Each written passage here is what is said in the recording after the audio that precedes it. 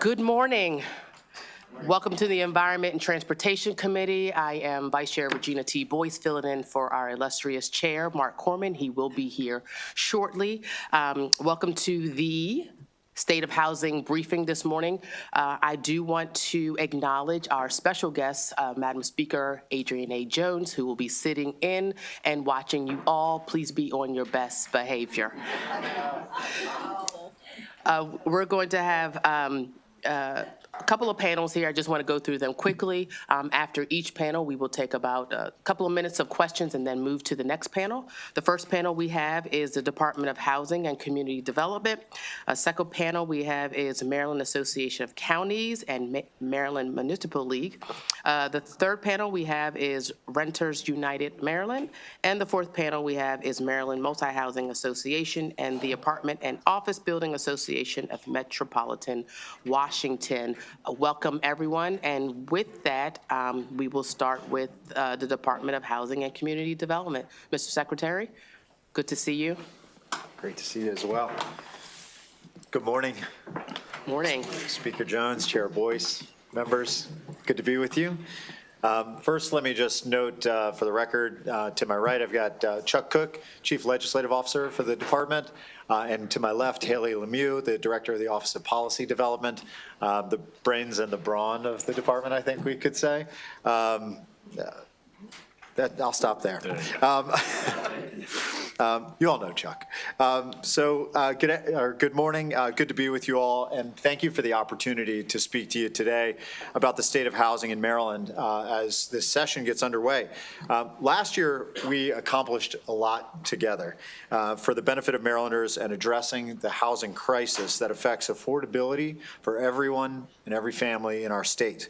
And we're looking forward to continuing our work with you again this year to ensure Maryland is a desirable place for Marylanders to live, for young professionals to thrive, and for businesses to locate. And it's critical that Maryland keep up with the housing demand if we're going to grow our economy, something we all know we need to do. And we can't just meet the moment, we've got to build for the future. So to provide a little context, excuse me, rents continue to rise. Since we met last year to go over the state of housing, the latest median rent figures show a 10% increase in real terms. The cost of housing has far outpaced increases in other consumer prices. Since 2010, the median home value back then was $300,000. Today, it's $413,000, an increase of 37%. And since 2010, median rents have risen 46%. Even if you find a house that you think you can afford, interest rates have made mortgages unachievable for most. The rates have remained high, most recently averaging 6.8%. In fact, I looked again this morning, 6.93%. These numbers represent housing cost burdens on Marylanders and a drag to our entire economy, stifling growth and opportunity. As a general rule, households should spend no more than 30% of their income on housing, meaning that above that threshold, households start to have to make trade-offs with other life necessities like groceries, transportation costs, in order to simply cover their housing costs. Households that are considered severely housing cost burdened will generally have an extremely hard time making ends meet and are likely to face housing instability and potentially homelessness in the near future.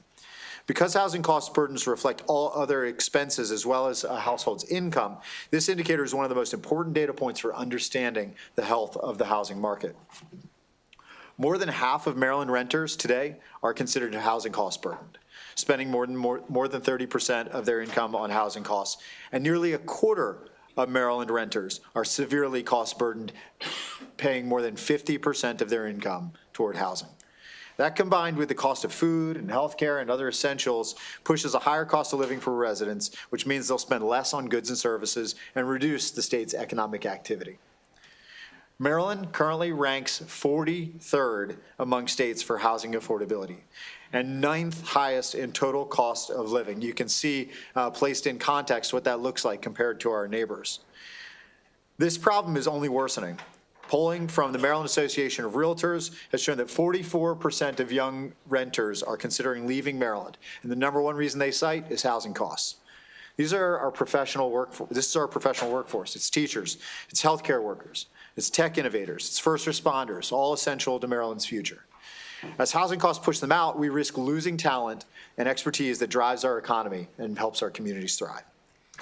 This migration is largely being driven by young Marylanders aged 17 to 34, who accounted for 65% of outmigration in 2022, nearly 40,000 people. Where are we losing young Marylanders to? Of course, there are growing states like Texas and Florida that are building rapidly, but we're also losing them to our neighbors. We're losing them to Virginia and to Pennsylvania. Housing costs and long commutes are the number one and number two reasons being cited by those leaving the state, making it even more critical that we focus on good land use decisions like transit-oriented development. By building closer to transit hubs and job centers, we can alleviate pressure on infrastructure, reduce vehicle miles traveled, lower carbon footprints, and do all this while growing our workforce and supporting sustainable growth. Despite the escalating need, the state continues to underproduce housing with a supply that stifles our economy. Over the last 10 years, as you can see in this chart, Maryland has underproduced housing at a rate of 5,600 units per year on average. This underproduction rate reflects the difference between Maryland's population growth and new housing construction. The latest shows that in 2023, there were about 1,000 less units permitted than the prior year. And on average, we're producing nearly 40% fewer homes than we were before the 2008 crash. Maryland's economy has been stagnant since 2017 and cannot grow without addressing housing costs and availability. Our state's GDP stagnation represents billions of dollars of foregone economic activity. The real estate sector in Maryland has underperformed the nation overall to the tune of $12 billion since 2017. And the construction sector has underperformed by $4.2 billion. While statewide we need 96,000 units to meet the housing demand, we need even more units if we want to stop constraining our economy. It doesn't reflect a growing economy. That just reflects addressing the existing current need. The Baltimore, Washington, D.C. regions alone would need nearly 150,000 more housing units to support job growth and to break down barriers to growing our economy. While Maryland's housing production has stagnated since 2008 recession, the city of Austin has more than doubled the number of housing units permitted each year, reflecting growing locations are able to address even demand and affordability simultaneously. This has had real returns for the residents of Austin, as rents have decreased 17% from a peak of 2022. These rent decreases have sustained even as Austin Metro remains one of the fastest growing population centers in the United States. And this is just one example. Research from other US and international cities have consistently shown that broadly increasing market-wide housing supply helps to decrease prices. This makes it less expensive to provide gap financing for essentially needed affordable housing projects as are supported through something like Rental Housing Works or the Partnership Rental Housing Program. If you'll jump to Maryland's housing undersupply also impacts our economic competitiveness. In Maryland, currently, there are only 33 workers available for every 100 open jobs, making it difficult for businesses to operate at full capacity or even to consider growing within our state. By increasing supply and being intentional about where we place it, around transit, in job centers, we will be able to tackle Maryland's housing affordability, making Maryland's economy competitive again, and to be able to retain our workforce in this state. In order for our economy to catch up, we have to address the housing unit shortage. To be clear, increasing the availability of housing is essential for even just ensuring that Maryland's economy operates at a fundamental functional level before even considering growth objectives. We know we have an incredible partner here in the General Assembly. Last year proved it.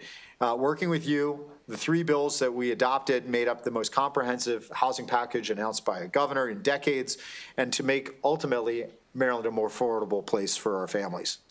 We also passed a departmental bill that I think is really important, the Just Communities legislation, to create a proactive approach to targeting state investment to help reverse decades of disinvestment and exclusionary policies.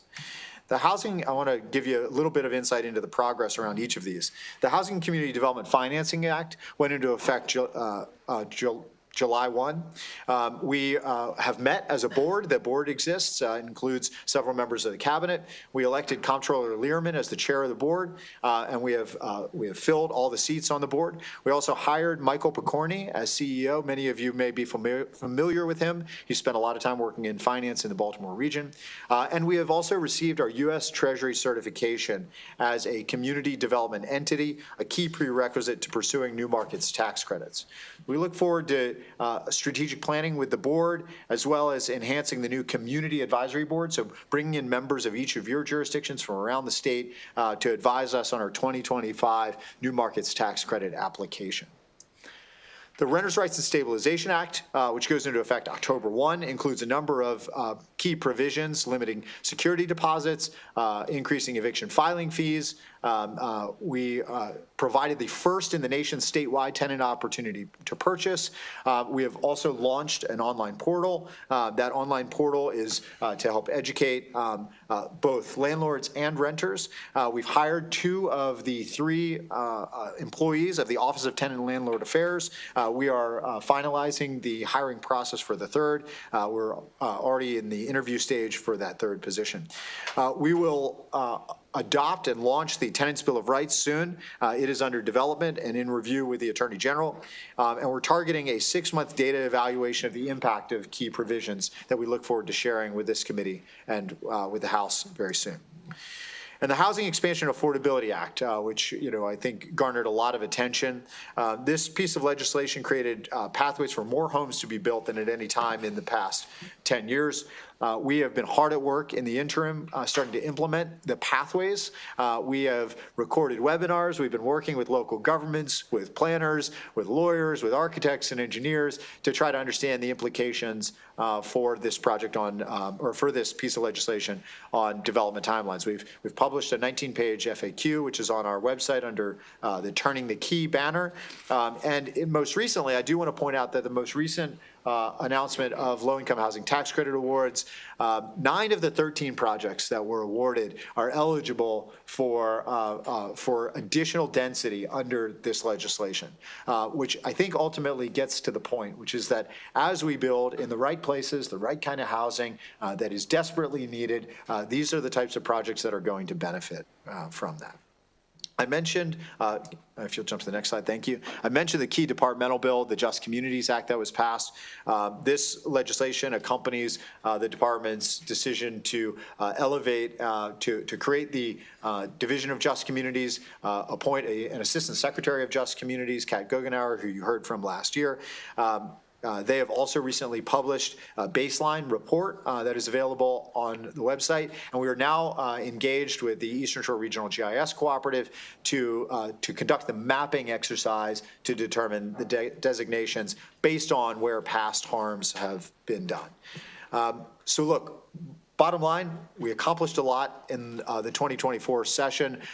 We know we have a lot of work ahead of us in the 2025 session, but with your partnership and with a continued focus on the housing shortage that is facing in different but acute ways every jurisdiction in this state, I am confident we will continue to make progress as a team. Mr. Chair, good morning. Thank you, Mr. Secretary. Are your friends there just for questions, or are they also? My friends are here for questions. Yeah, I introduced them before you walked into the room, but yes, Chuck and Haley are here for assistance answering any questions members have. Terrific. Thank you, Mr. Secretary, and thank you to the Vice Chair for starting us off on time. You never want to be starting late when the speaker is here. So thank you, Madam Vice Chair. As usual, if you press the button on your microphone, I will recognize you. If you have any questions, I will get us started. You quickly went through the Housing Expansion and Affordability Act. I apologize if I missed this, but have there been any actual projects yet that you've seen that have benefited from the additional density provisions? So, Mr. Chair, all of the projects that we're aware of that are benefiting from this legislation, from the provisions that would help, are in the permitting pipeline. So there are projects that we're in discussion, direct discussion with developers in in various parts of the state, Prince George's County, Baltimore County, including some that are also applicants to low-income housing tax credits or bond financing from the state. That has included remassing, redesigning the physical footprint of the project, which means they have to go back through some approval processes, but they see it as advantageous because it enables them to build more units on the site. Great. Do you think you might be able to, maybe not right away, I know the law hasn't been in effect for that long a period, but at some point maybe quantify a little bit more for us what the projects are, where they are, what the benefits have been? Yeah, I think that's going to be really important. That is something we are doing, in an ad hoc way already. But absolutely, I think we will do the best we can to quantify the impacts. I do think some legislation that was passed last year with respect to permitting is going to help us. The information is going to come from the locals. Otherwise, we're doing our best to scan the environment. So the answer to your question is yes, I think that's important, and yes, we're willing to do it. Great. I appreciate that. And you mentioned the locals, and you give a very positive update and everything, but I'd like your assessment of how it's going with the locals. I've actually heard from a few local governments, I think municipalities and counties, that maybe don't take such a favorable view. So can you just give us the warts and all assessment of that? Yeah, I think there's a number of different perspectives on the Housing Expansion Affordability Act, some of which we heard during last session as opposition, and some of which I think is friendly commentary or not direct opposition, but rather desire for more to have been done or for things to have been done in a different way. We're in conversation with Montgomery County Planning. We're in conversation with Prince George's County Planning and Maryland National Capital Parks and Planning Commission, Baltimore County, Carroll County. Carroll County is the first jurisdiction that explicitly adopted legislation to comply with the legislation. I want to be clear that it has been the view of the department, the view of the Assistant Attorney General within the department, and I think the view of the General Assembly, although I don't intend to speak, but this was brought up multiple times in debate, that it would not require any change in local legislation in order to comply. That state law was clear in the ways in which it established additional density above and beyond base zoning adopted at the local level and didn't require any action. But again, Carroll County took a view that they needed to adopt legislation to comply, and that was certainly their prerogative. I don't view that as opposition to the intent of the legislation. Again, it was an intent to comply, but there was commentary associated with that adoption that I think could be described as grudging adoption, or maybe there's a better term for it, but that's certainly how I would characterize it. Great, thank you. Delegate Long. Thank you, Mr. Chair. Secretary, thank you for being here. I wanted to just ask a couple of questions along the lines of the smaller jurisdictions. For example, Calvert, we have about 95,000 residents. Any particular insight on how we're dealing with the smaller jurisdictions that perhaps the residents in the counties don't want to see a bunch of growth, but we still have to be able to make sure there are units of housing, again, there for those that are still present in the county, but they're perhaps couch surfing or living with somebody else, right? And then just how the conversations have been going with those smaller jurisdictions, Southern Maryland specifically.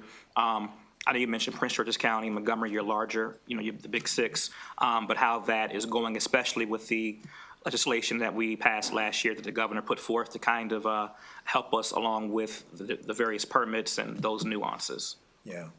Had a great visit to Calvert County last week. Yes. And I think conversations emerged there that were a continuation of the conversations I had in my visit a few months before, which really center around this. And this is what I'm finding statewide, is that there is no jurisdiction that I'll visit, whether it's Garrett County or Calvert County or Somerset County, where there is not a sense that we have an immediate, pressing, critical problem with housing affordability, and that in some way supply needs to play a role.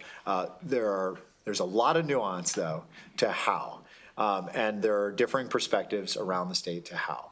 And the pressures around that, when it comes to the conversations that I've had with the commissioners or the county administrator, with Mark, the sense is that there are forces politically that are just tough to contend with, and that those forces ultimately believe that there is an overwhelming, existing and current overwhelming growth pattern that is constraining infrastructure, that is impacting quality of life, but the numbers don't support it. And so, and look, these commissioners do their homework. They know that just as well as you and I do, that growth has slowed, that we're seeing, 0.25% to 0.5% growth in Calvert County a year over the last 15 years. And the 80s and 90s are when we saw immense growth, where you were seeing double-digit growth rates in certain years. So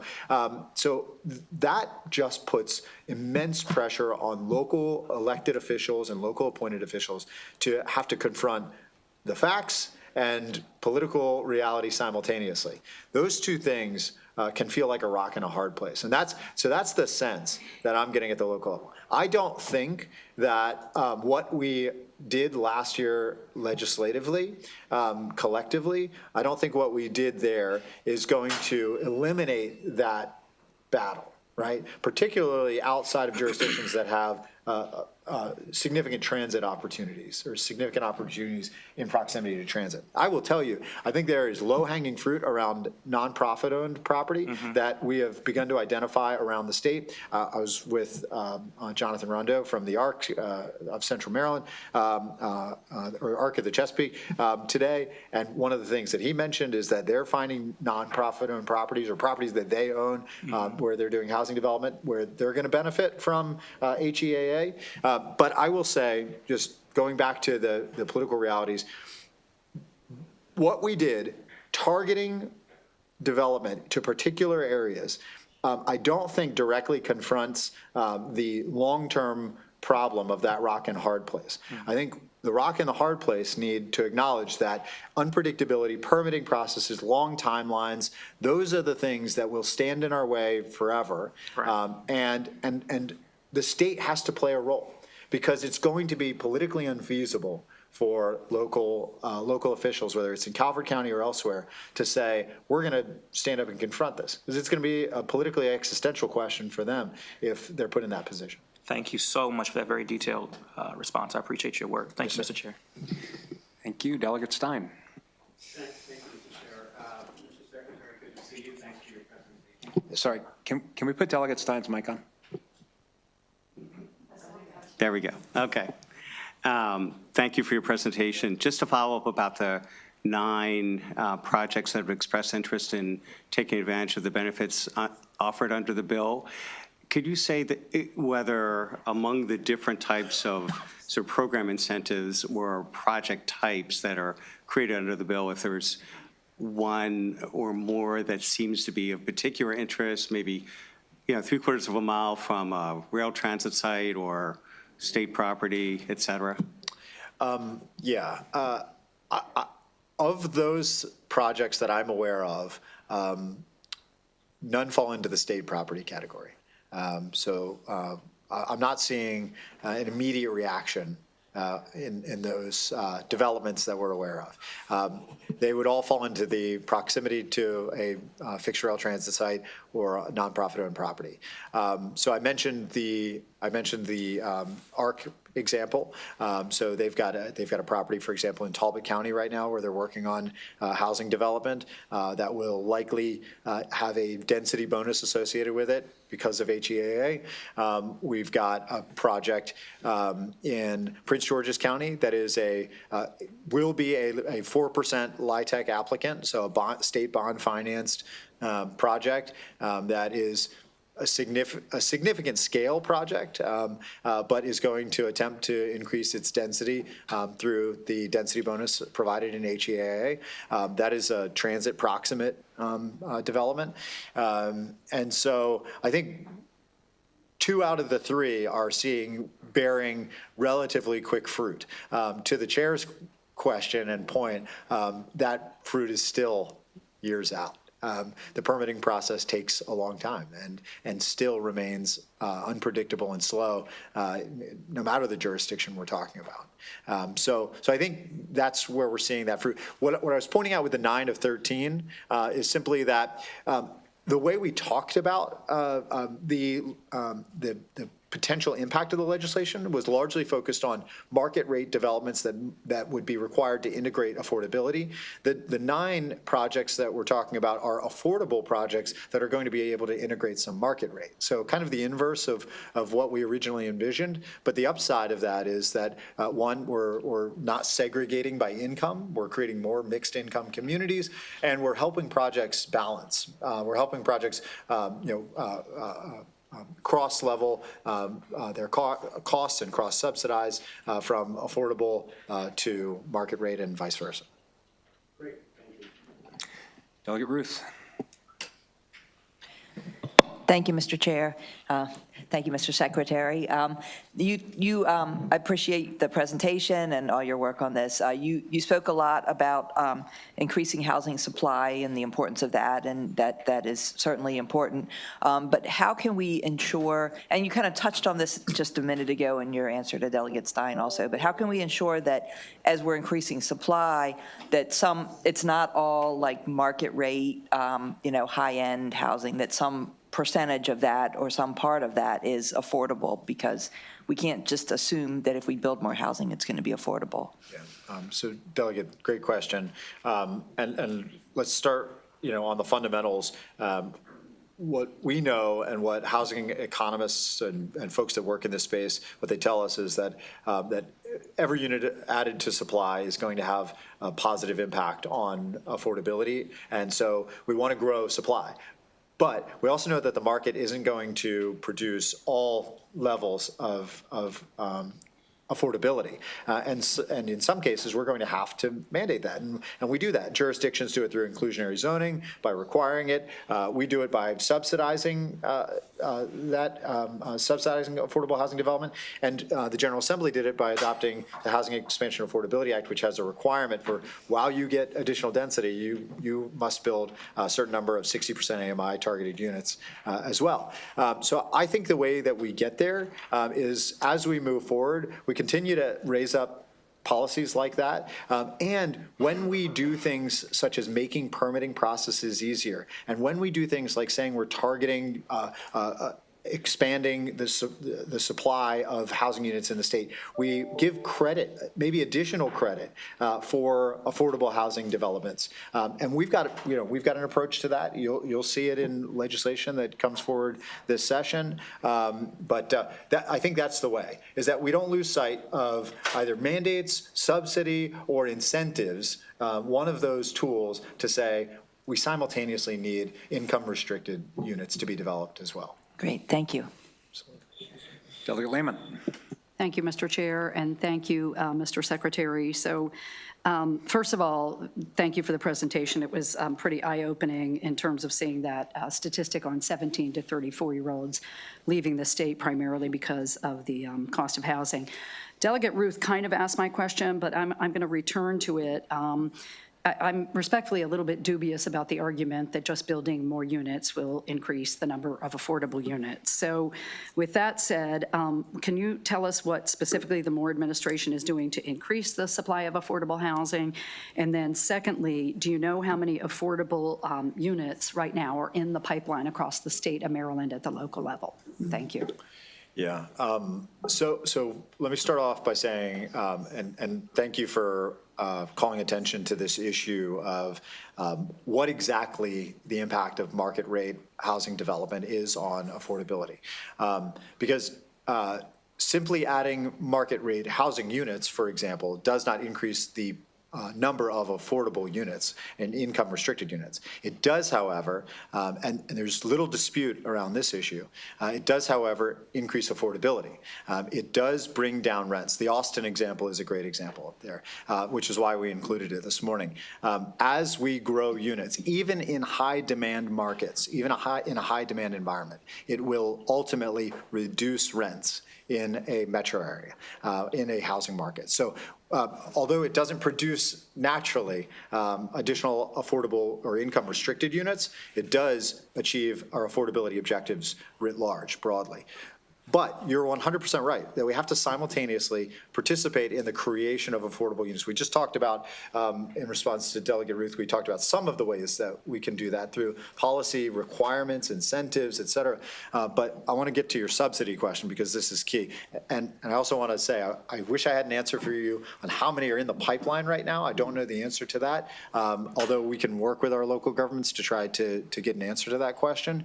But what I can tell you is we've got thousands of units in our pipeline right now. So thousands of units awaiting financing from the Maryland Department of Housing and Community Development, in part because really the only way that we produce affordable housing in this country is through the low-income housing tax credit. There are a couple of really fantastic other examples, local governments that have created affordable housing trusts that either pair with LIHTC or create projects alongside of it. There's great examples in Montgomery County, for example, on doing some really innovative work, including the Housing Innovation Pilot Program created last year. But most of the units created are created through low-income housing tax credits. And so right now, we have a pipeline that includes about 75, 80 projects. 85 projects. Sorry, I had to look to Assistant Secretary Hare to get that right. 85 projects. That represents, thousands of units that will ultimately be funded and built. The last 3 years have been record funding years for the program that enables those projects to be built. The program is Rental Housing Works. It is really, truly the secret sauce to creating affordable housing in Maryland. While we have talked about alternative ways to address instability, like vouchers and, emergency vouchers, and helping to keep people in housing through that tool, nothing beats using a taxpayer dollar for the creation of a new housing unit. And so that pipeline is key. The budget last year included $88 million, the adopted budget included $88 million in Rental Housing Works, as well as $10 million in housing innovation, as well as $6 million in partnership rental housing programs. And the year before that was a significant year as well. And the year before that was a record year, thanks actually to budget changes made by the General Assembly to the original proposed budget. Thank you. Delegate Stewart.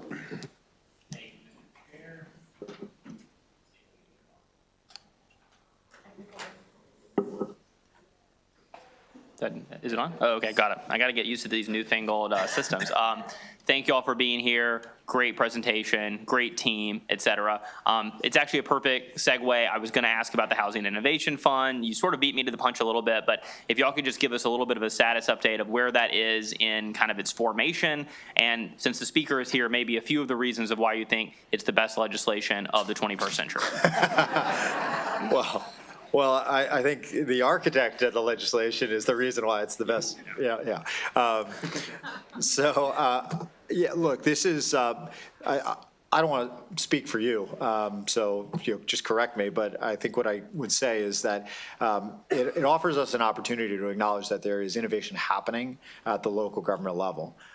That there are counties in the state, multiple, that have been really creative and used the pandemic as a period of time where they could set aside some funds and reprioritize, reprioritize other funding sources or dedicate funding sources to say we can use this money to address the acute housing shortage that we have, affordable housing shortage that we have. Montgomery County is a great example of that. So we've been in direct conversations with local governments, because the way this money will work is ultimately it will be paired with local government funds to execute projects that the local government identifies as their priority. So we've been in direct conversation with Baltimore County, with Montgomery County about how to deploy those resources, probably others, probably other jurisdictions.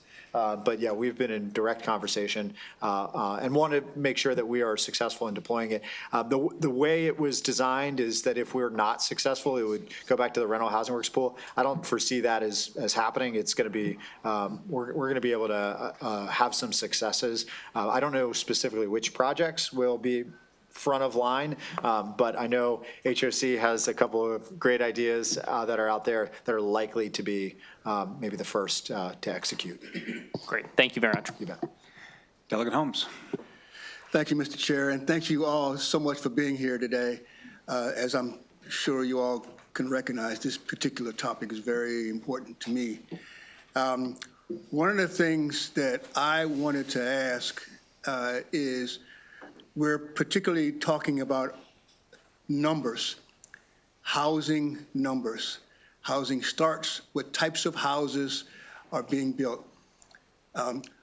Are we encouraging our local or municipalities to participate in giving us these numbers?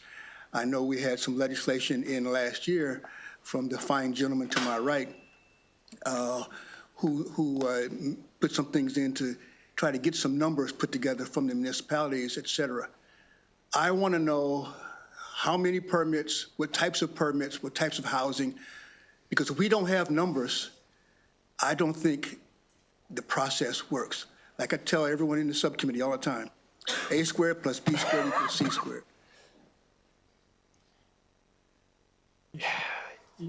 You're 100% right.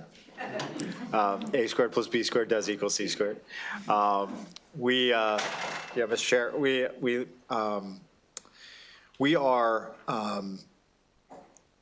are thankful that there was legislative action last year to attempt to gain some parity in information gathering across the state. That's critical. I want to be clear that I have not run into reticence to be transparent. You know, we work every day with county governments and local and municipal governments, and what I have found is there is a desire to be transparent. There's a desire to share information. What we run into, though, is every organization, all 160 municipal governments, all 23 counties, and Baltimore City, which gets to be both. All of them have different ways of collecting information. They all have different ways of reporting information. They have different timelines over which they gather information, different ways in which they classify and code things, different processes and approvals that they require. And so parity of information across jurisdictions so that we can tell you what's happening on a month-by-month basis is what's most needed. I'm finding this firsthand in the Baltimore Vacancy Reinvestment Council that, speed of information out of permitting processes is tough. And it ought to be easier, but it is tough. It's tough to gather. It's tough to discern, where something stands, and what the pipeline is many of these things are not linear. Development process and permitting processes are not linear. They fracture and they've got multiple parallels. And so I would just say that it's an acute problem. It remains a problem. It remains something that we need to get our arms around as a state. I think a huge step was taken last year. And I think we got partners in local government that want to be there to figure it out with us. Thank you very much. I appreciate that. Thank you, Mr. Chair. Great. Thank you. Thank you to this panel. We appreciate your partnership, Mr. Secretary, and to your team. We'll now bring up our local partners. Thank you very much. Dom from the Maryland Association of Counties and Angelica from the Maryland Municipal League.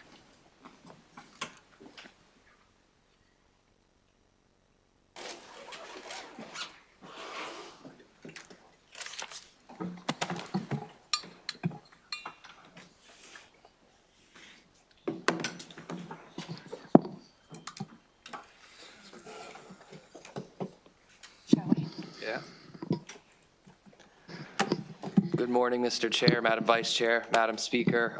Don Butchka with the Maryland Association of Counties, here with Angelica. Good morning, everyone. Angelica Bailey-Thupari, MML. We'll give it a second for our PowerPoint to load.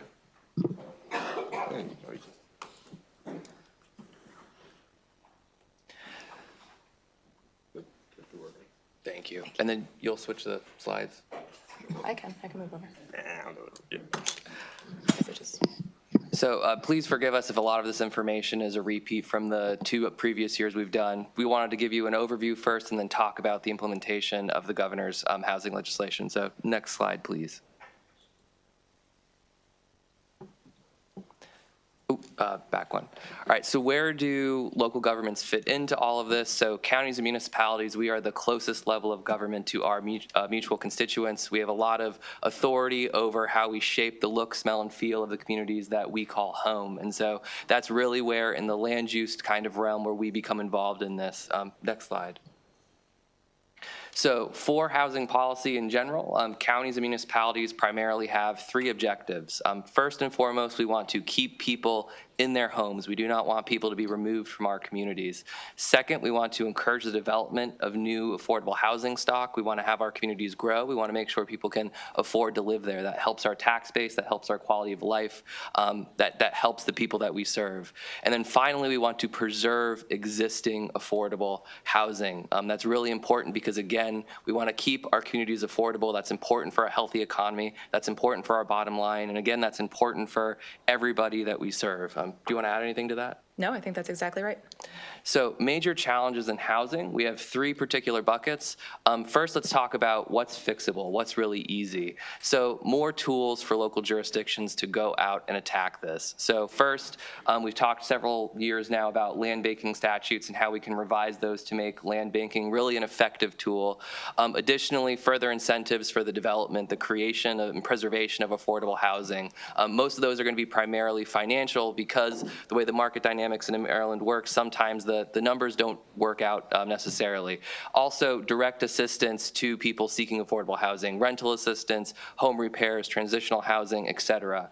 One of the biggest challenges we see is in the infrastructure space.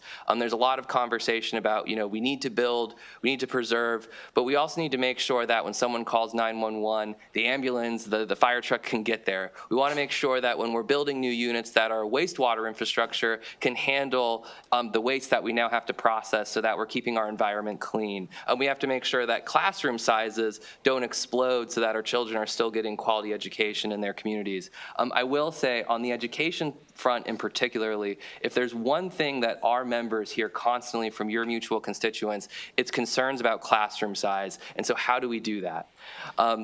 Do you want to talk about trade-offs? Yeah, if I may, and quickly touching on infrastructure, this is a very real issue for local governments that we really can't understate. We're not even talking about best available technology right now, just bringing things up to speed like water pipes, roads, getting broadband in our rural areas. No one's going to want to move into our communities if they can't stream Netflix.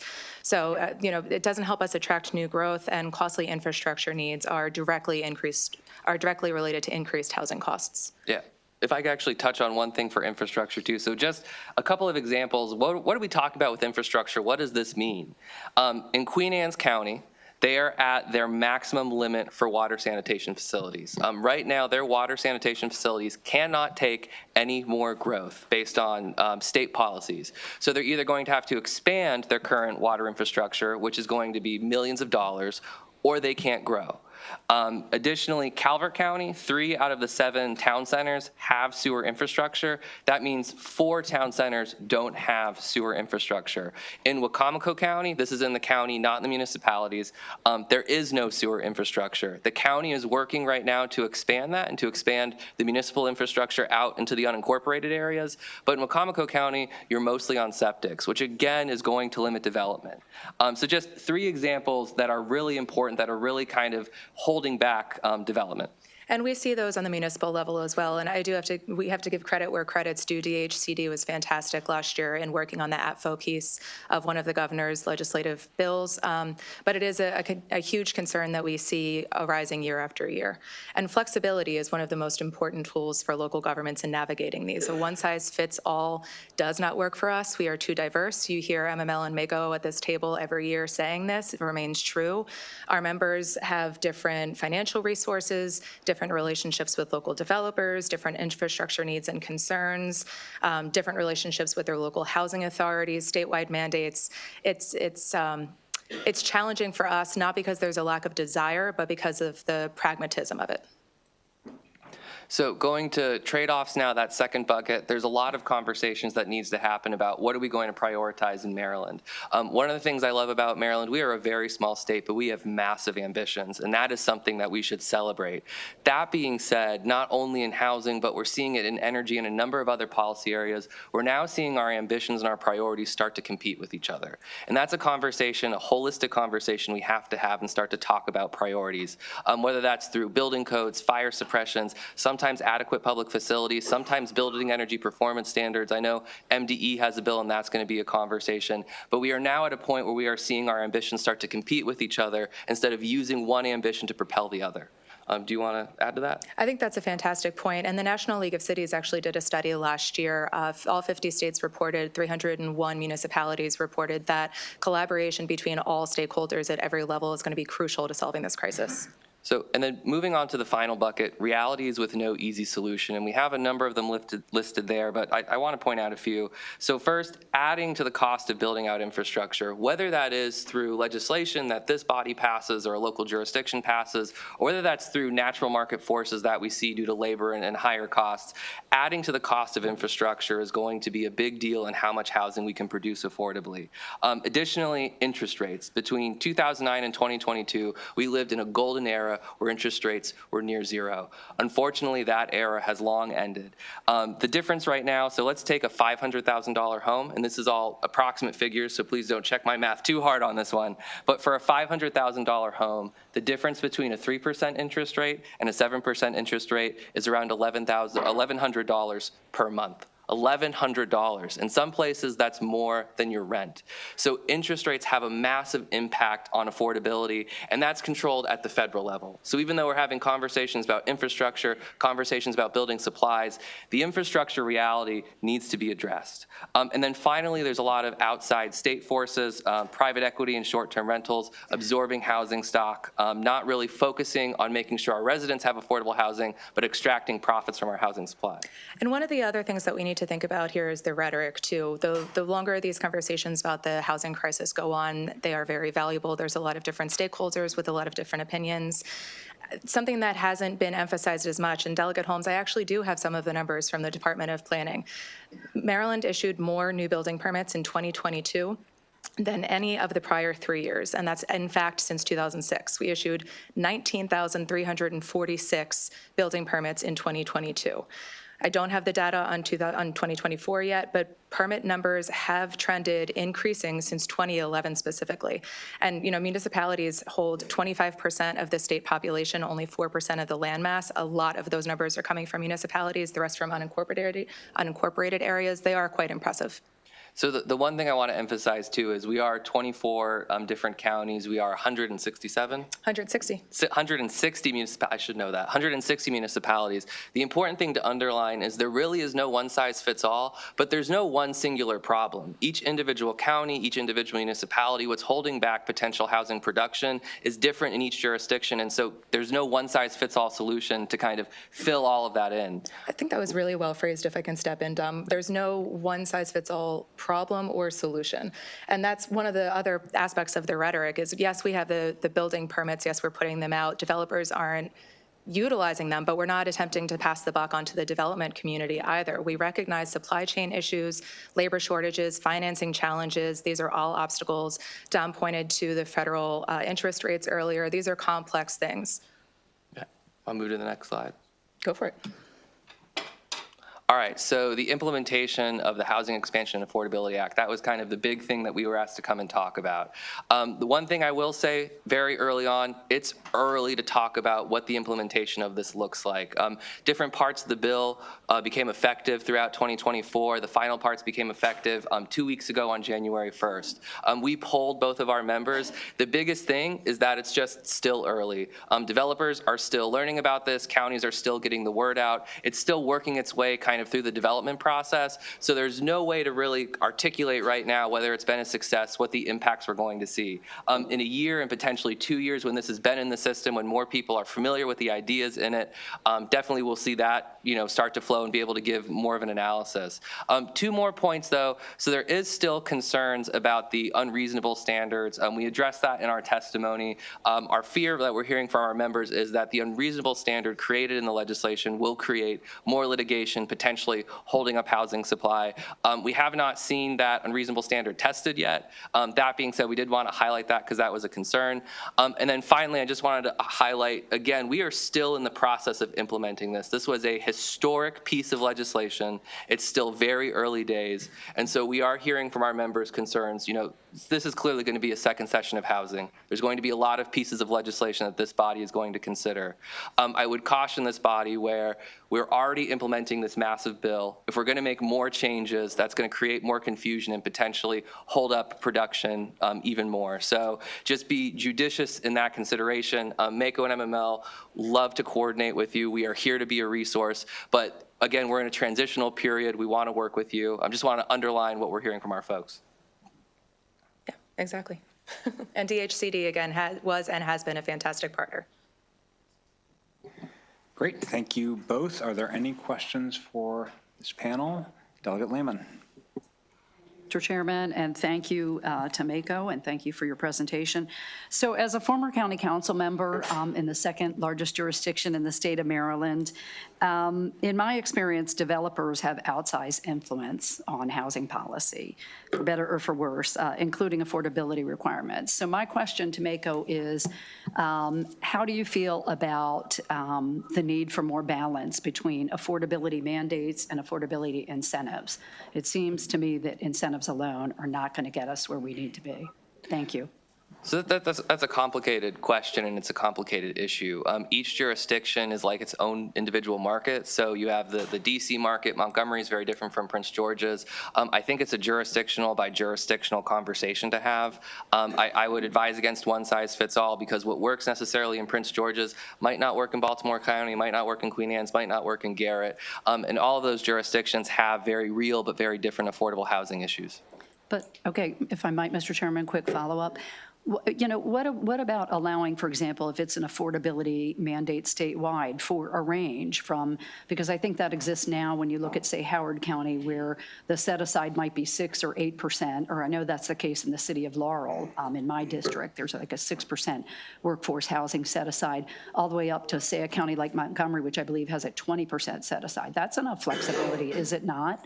To have a range like that? Because you keep talking about one size fits all. So not a prescriptive flat, it has to be 10, 15, 20%, but a range. Is there a problem with that? So I would imagine that would still impact the individual markets in each county. I would have to see the legislation, the proposal to kind of give you more. I will say, going off of a hypothetical like that, broadly, I would go against kind of mandates, and the ranges would have to be incredibly flexible.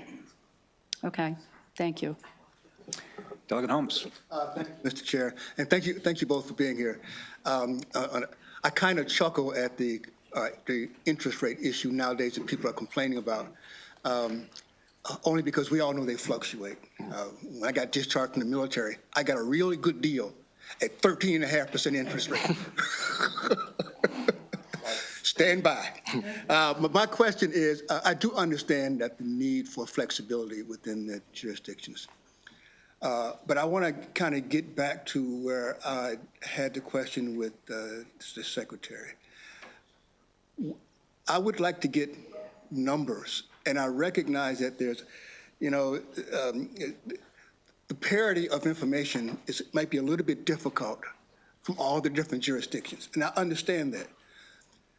Is there a way that you can request or ask or put together something to get a standard type of methodology to get the information so we know how many types and numbers of permits that are being issued? That would be grateful. That'd be wonderful. So with 160 I members. understand. I understand. Gathering that sort of information is very challenging, time-consuming. We could make an effort. The methodology would probably take us some time to put together. I don't know that we would ever be able to get it month by month or even biannually, but we do have it year by year from the Department of Planning and the U.S. Census, and that is, again, broken down by municipality as well as unincorporated areas. That might be the best we can do, but I can certainly take it back to our research team, see if it might be possible. I would imagine that it would be very time-consuming. So I will say, any project like that would really have to be done hand in glove with the Department of Planning. I know MACO and MML as organizations, we don't have the resources to do it, but to look at state law and how we would kind of code all of that, that would be an extensive process that we'd have to involve our administration partners in. Thank you.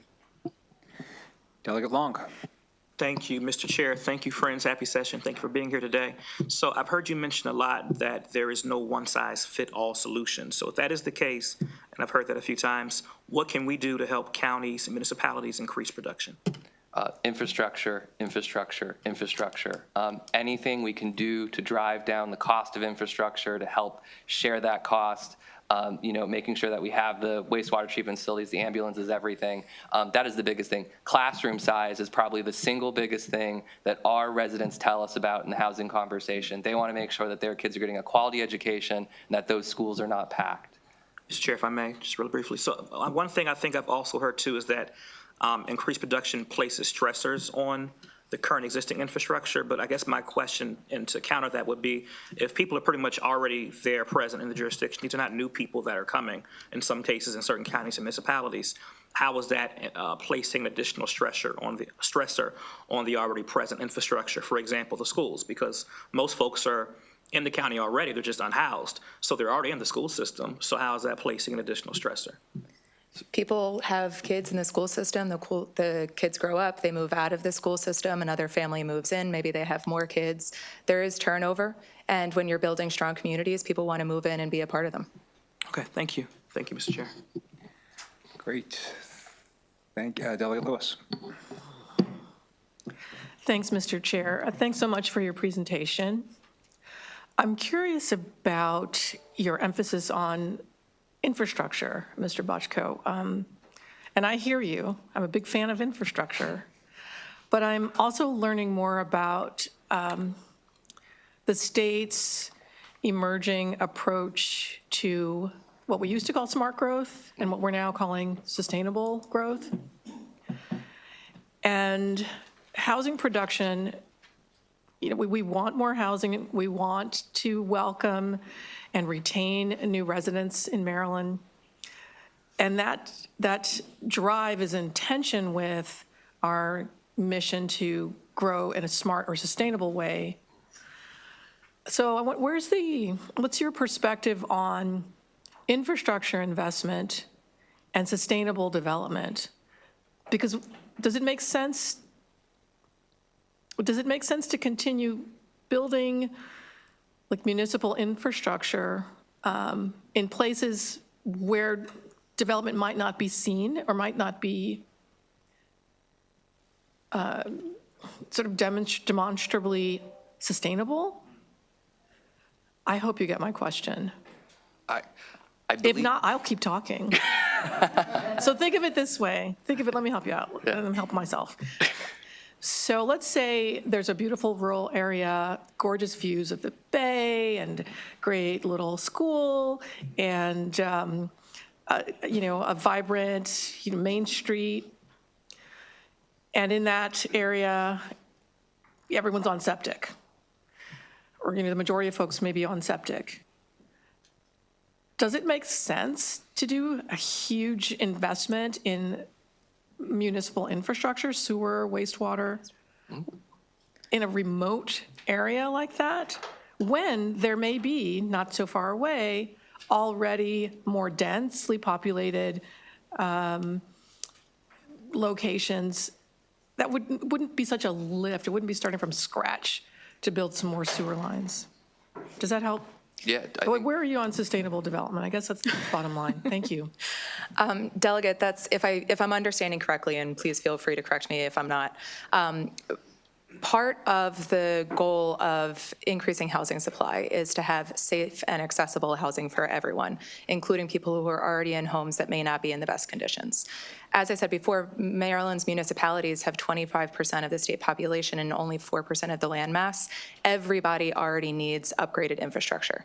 Everyone who is already living in a municipality is already struggling with some variety of unsafe, unstable, in need of upgrade infrastructure.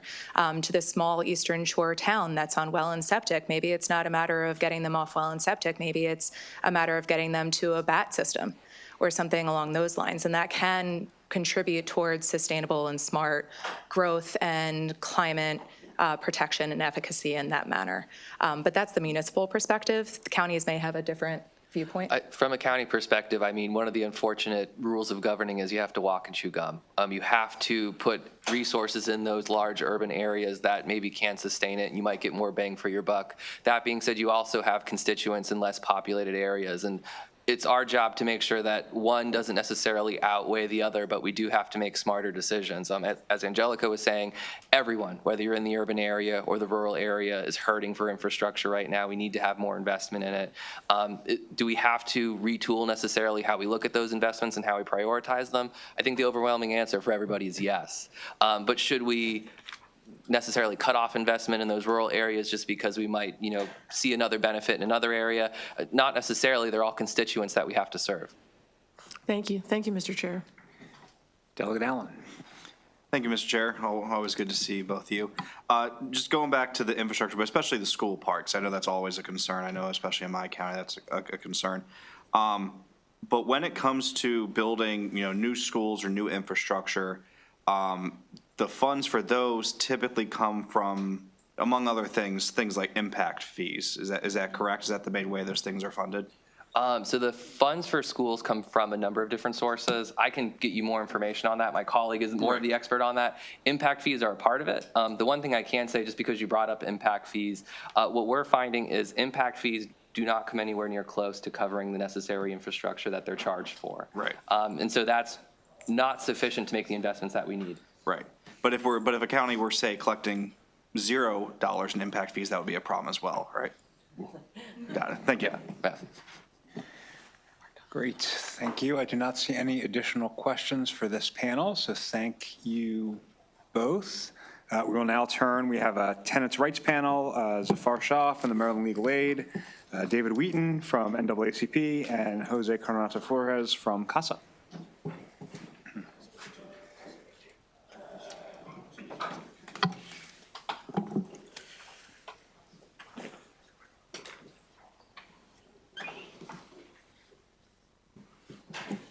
Thank you, Chair Corman.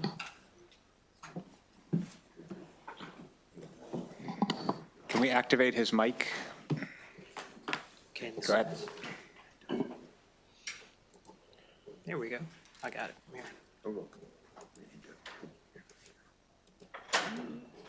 You go. You want to share the screen? Yeah.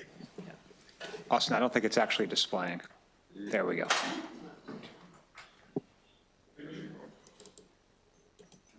Trying to get out of there.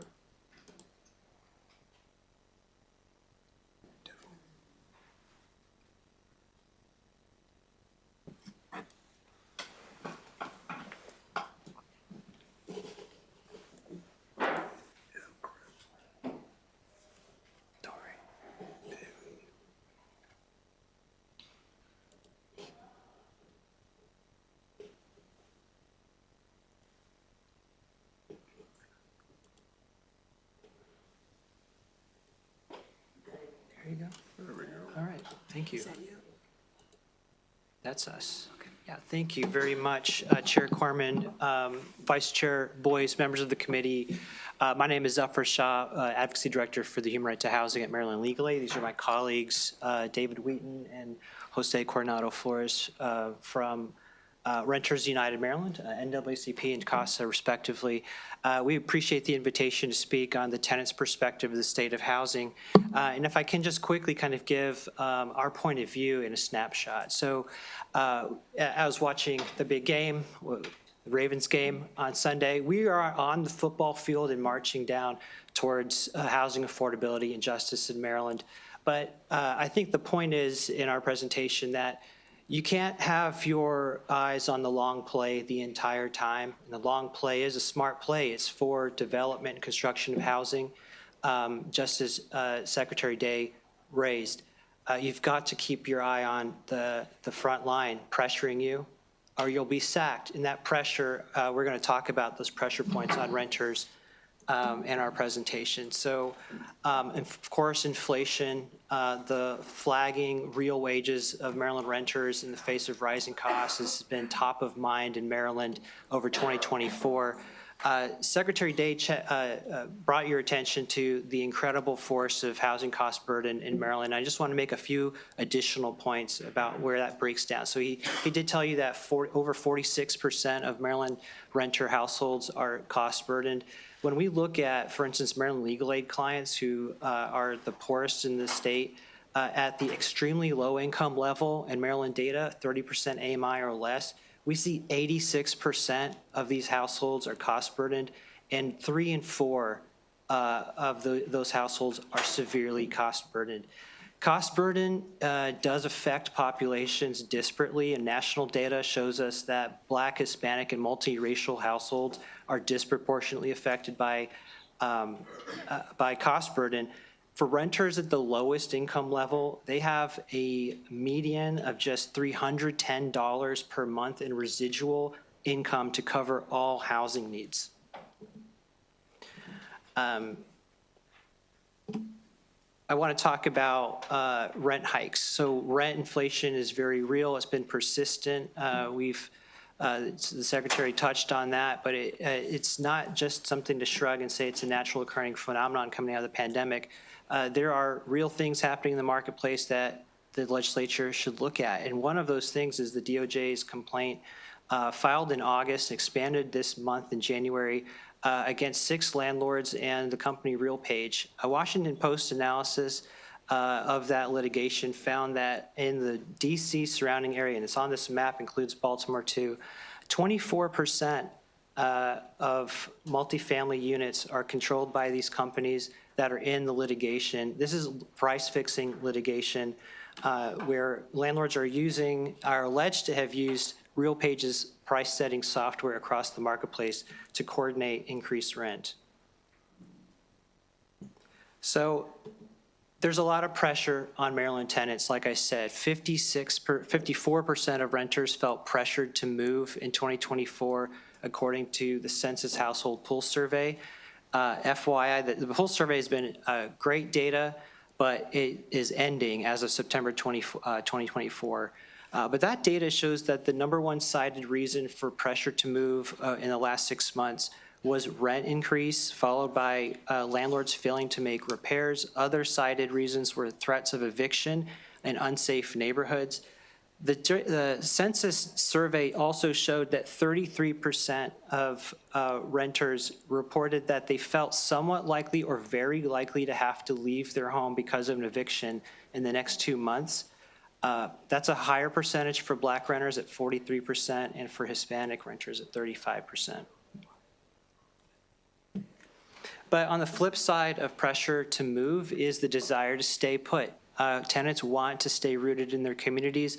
Redfin released some very interesting financial data in 2024 showing that renters are staying put longer. 17% of renters had been in their homes for 10 years or more in 2022 compared to 14% in 2012. There's very interesting generational stratification here. Millennials wanting to stay put, 20% of millennials staying put 5+ years. Among Gen X renters, it's 22% staying 10+ years. And for baby boomer renters, that's 33% staying 10+ years in their rental home. So how do tenants face pressure to move and the desire to stay? The top conversation in states across the country has been about good cause protection. And good cause eviction did pass in New York in April 2024, as well as in Colorado, joining 5 states and the District of Columbia as state jurisdictions that have that protection. I will note, too, that PolicyLink, a national organization, did submit written testimony today, just clarifying that the narrative that good cause protection and other tenant protections cause or are correlated to inhibiting development is a myth, and I just refer that for further attention. But rent stabilization is another policy that's been top of mind for renters in 2024. Montgomery County had passed permanent rent stabilization in 2023, adopted implementing regulations in July, and then Prince George's County followed suit with the permanent rent stabilization law in October 2024. I'm going to save eviction data from my colleague David, and just turn now to the Access to Counsel and Evictions Task Force report that came out this month. So 88 evaluation data for that report show that 88% of tenants who wished to stay in their homes in these ACE representation cases were able to do so. Over 9,000 cases were represented through the Access to Counsel and Eviction program, representing or benefiting 21,000 Maryland renters. The cost benefit is really great for the program. In fiscal year 2024, there was a $3 return for every $1 spent on the ACE program, a $46.7 million fiscal benefit through avoided costs such as shelter costs. But the allocation of funding for ACE sunsets in fiscal year 2027, that's $14 million from the Abandoned Property Fund. There is a House Bill 103 sponsored by Delegate Rosenberg that would lift that sunset. And I'll just quickly, there's a lot of other really fascinating data points that I don't have time to go into from the ACE evaluation data, but one of them is that 1 in 5 ACE represented tenants in 2024 said that their alternative if they lost their eviction case and were evicted would be shelter or the street. And that comes, of course, in a time where HUD just released point-in-time homelessness data for 2024, showing an 18% nationwide increase in homelessness. Additionally, this past year, the Fourth Circuit Court of Appeals ruled in Todman versus Mayor and City Council of Baltimore that clean streets ordinances that require or prohibit landlords from disposing of tenants' property in the right-of-way after an eviction was unconstitutional because of lack of notice and procedures. So that court opinion also found that cities can be held liable for violating tenants' constitutional rights in that type of legislative scheme. Delegate Terrassa will have a bill that directly covers that issue. And then just finally, I want to say that what we're continue to look at in 2025 is case developments in the Tenant Safety Act, the rollout of community schools rental assistance. We're waiting to see if there's going to be a deterrent effect for increased filing fees on eviction. And of course, whether the legislature passes good cause eviction, the Tenant Possessions Recovery Act, maintaining the $10 million allocation to eviction prevention funding, and I spoke to ACE funding just now. So I'll wrap up there and pass it on to my colleague. Thank you. Chair Corman, Vice Chair Boyce, members of the delegation. Maryland, unfortunately, is experiencing an eviction crisis. In the most recent full year of data that we have from October 2023 to September 2024, Maryland landlords filed more than 255,000 eviction warrants of restitutions and executed nearly 16,000 completed evictions, according to the Maryland Department of Housing and Community Development. More than 5,000 of those warrants were for no-cause evictions, those initiated simply because the lease agreement had expired. That is a 62% increase from pre-pandemic levels. The concerning reality is that many Maryland renters live in their homes at the whim of their landlords. At any time their lease is up, their landlord wants them out, they face possible eviction, even if they are keeping up with their rental payments. And this crisis, unfortunately, is disproportionately affecting Black Maryland residents. Black households have the highest eviction removal count in Maryland, almost 3 times higher than white residents. Households headed by Black women had the highest number of eviction removals in Maryland. New original research from the NAACP Legal Defense Fund documents that Maryland neighborhoods that have a higher percentage of Black renters also face higher rates of evictions, suggesting that areas where Black renters live are being hit the hardest by this eviction crisis. Specifically, there was a 10 percentage point increase in the percentage of Black renters in a zip code was associated with a 29% increase in the rate of no-cause eviction warrants and a 22% increase in the rate of executed no-cause evictions. This means that landlords are bringing more Black Marylanders to court for no-cause evictions, and Black Marylanders are getting evicted at a higher rate because of no-cause evictions.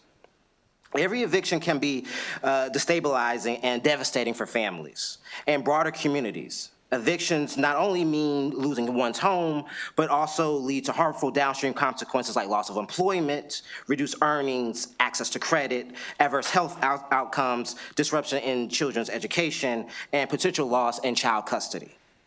At the community level, evictions often facilitate the process of displacing Black communities, contributing to neighborhood poverty and inequality. And I'll let Jose take the last part. I had a separate, thank you, Suffer.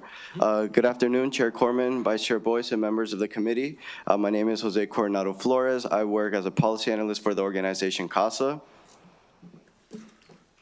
I just want to note that we're Maryland's largest immigrant advocacy and services org. At our CASA centers, people can come for legal services, vocational classes, and a variety of other things. But on this topic of the state of housing, right now CASA is actively organizing in 12 different apartment communities in Prince George's County and 8 in Montgomery County.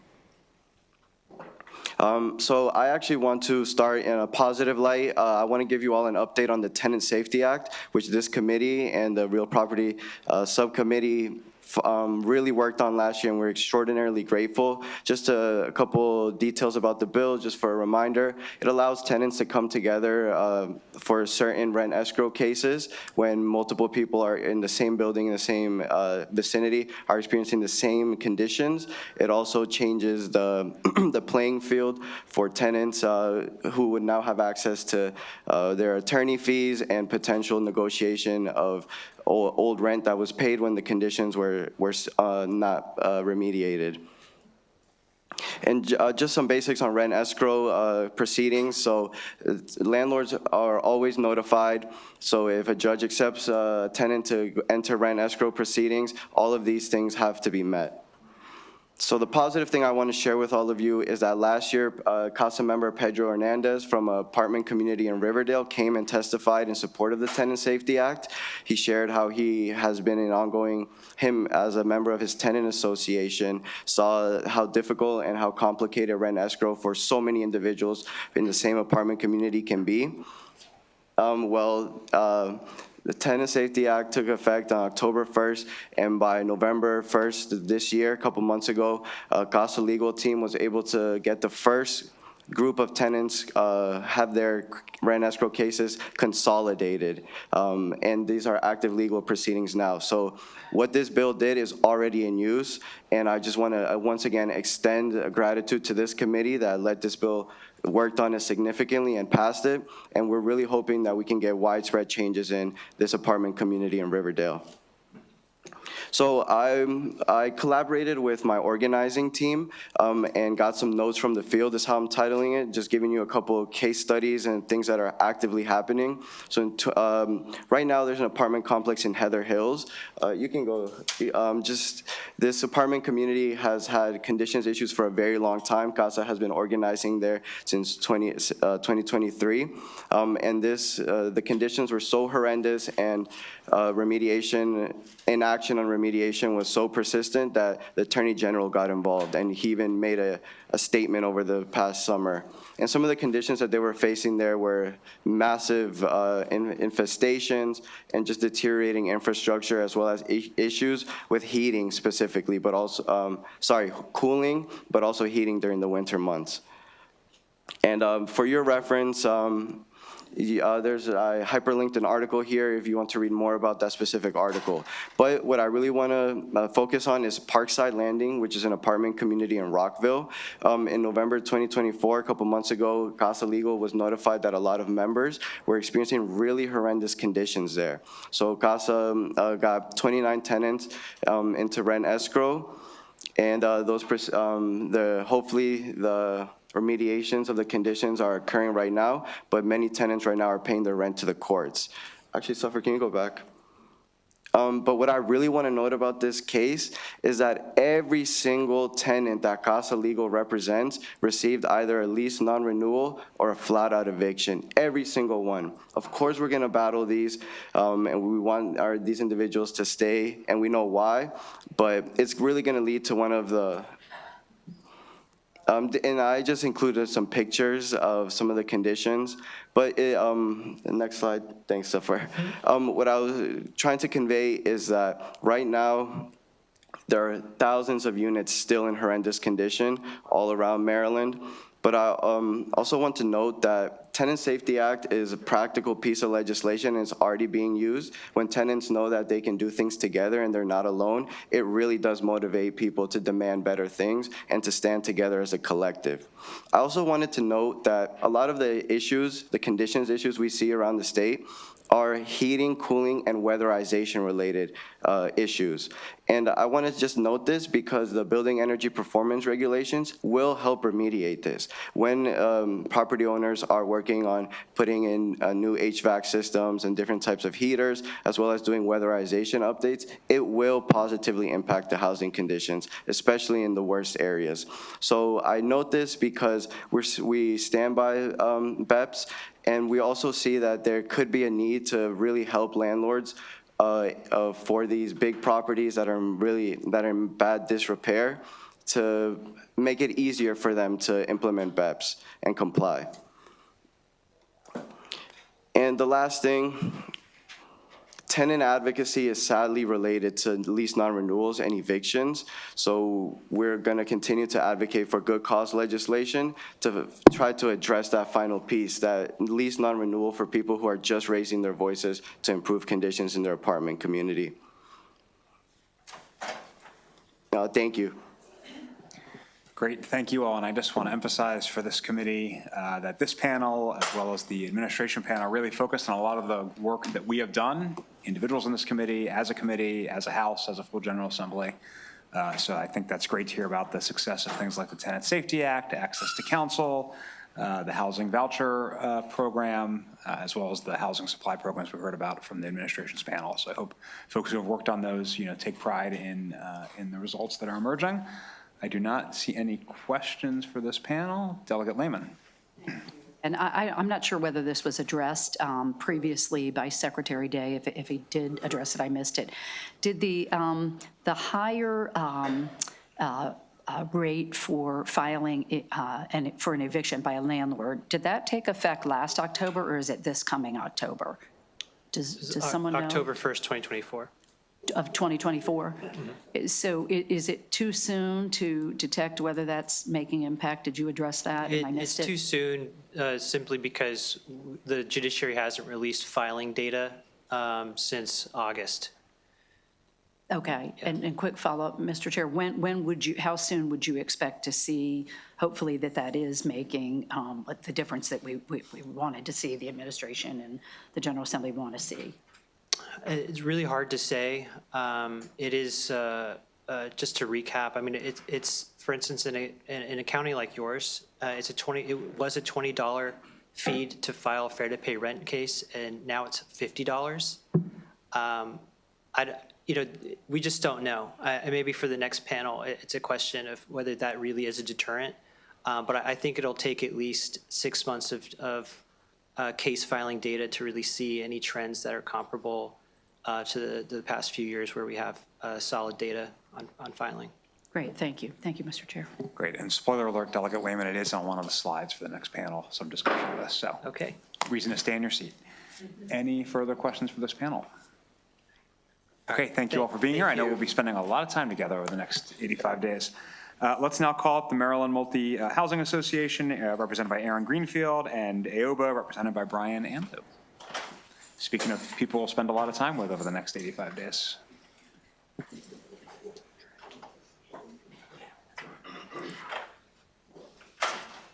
Thanks, Austin.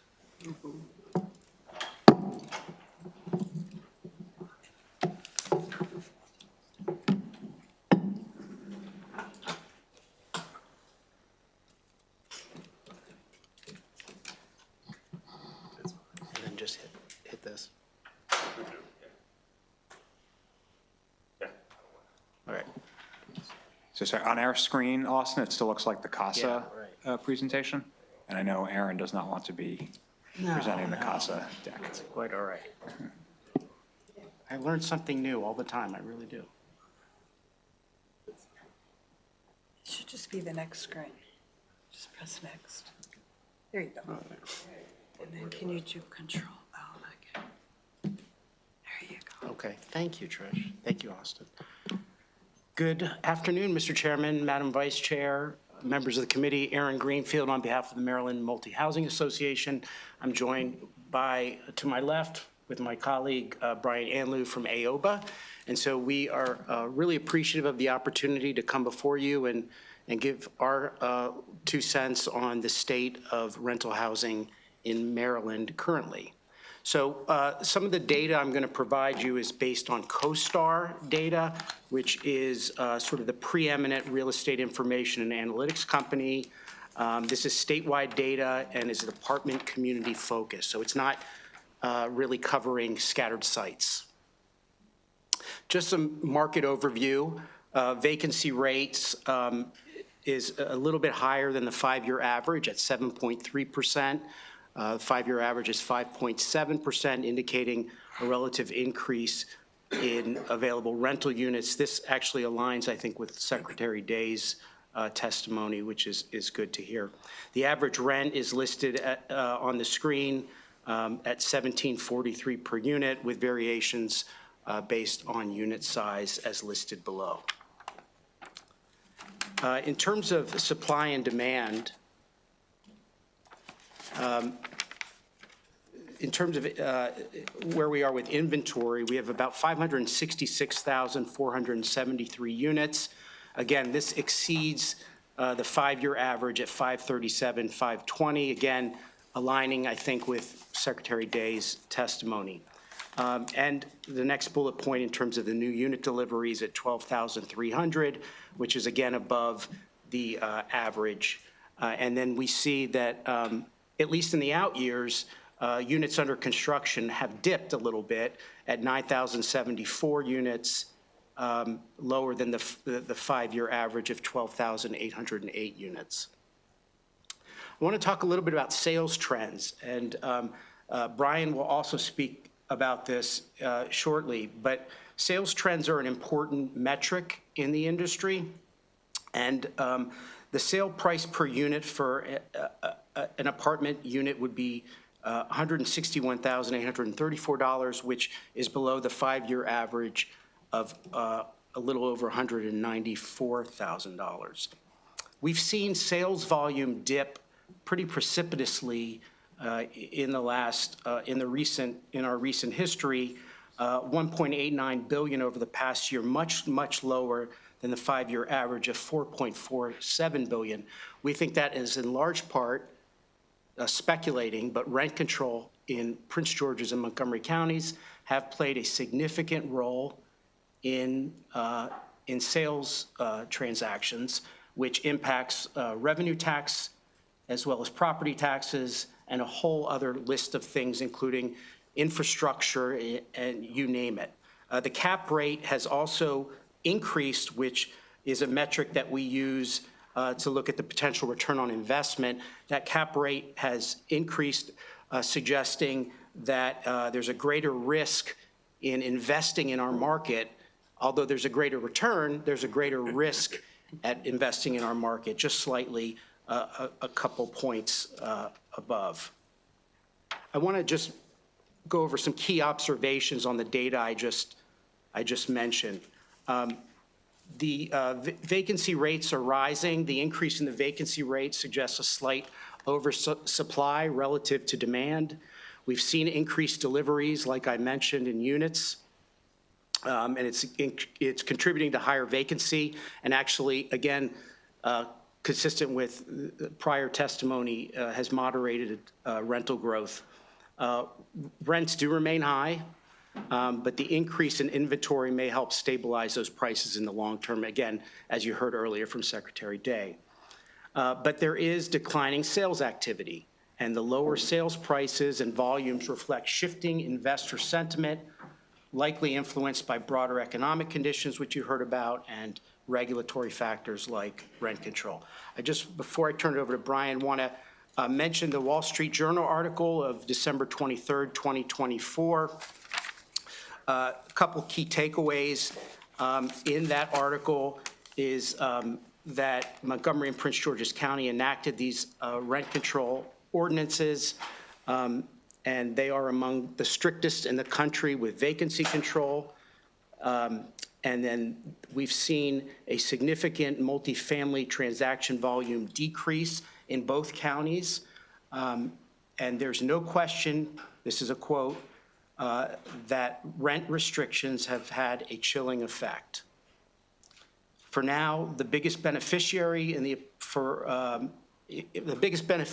of Maryland's decrease is Northern Virginia. It is now being considered a top 3 market nationally for institutional multifamily investment. I'm going to turn it over to Brian to talk a little bit about the impact of rent control on sales.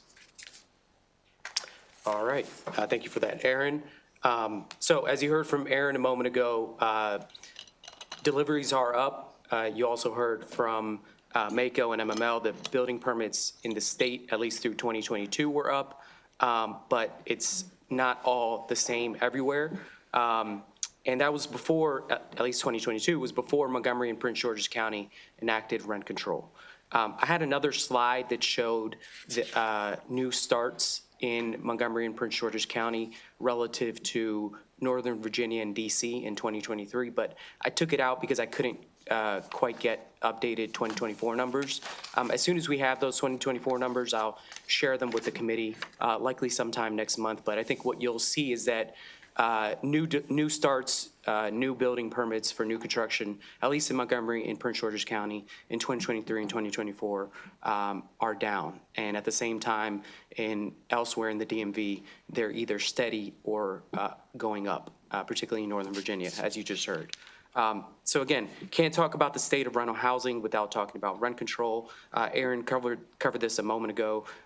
Just want to get a little bit into the intricacies of the Montgomery and Prince George's County policies. They're a rent cap between 3% and 6% annually, depending on the rate of inflation.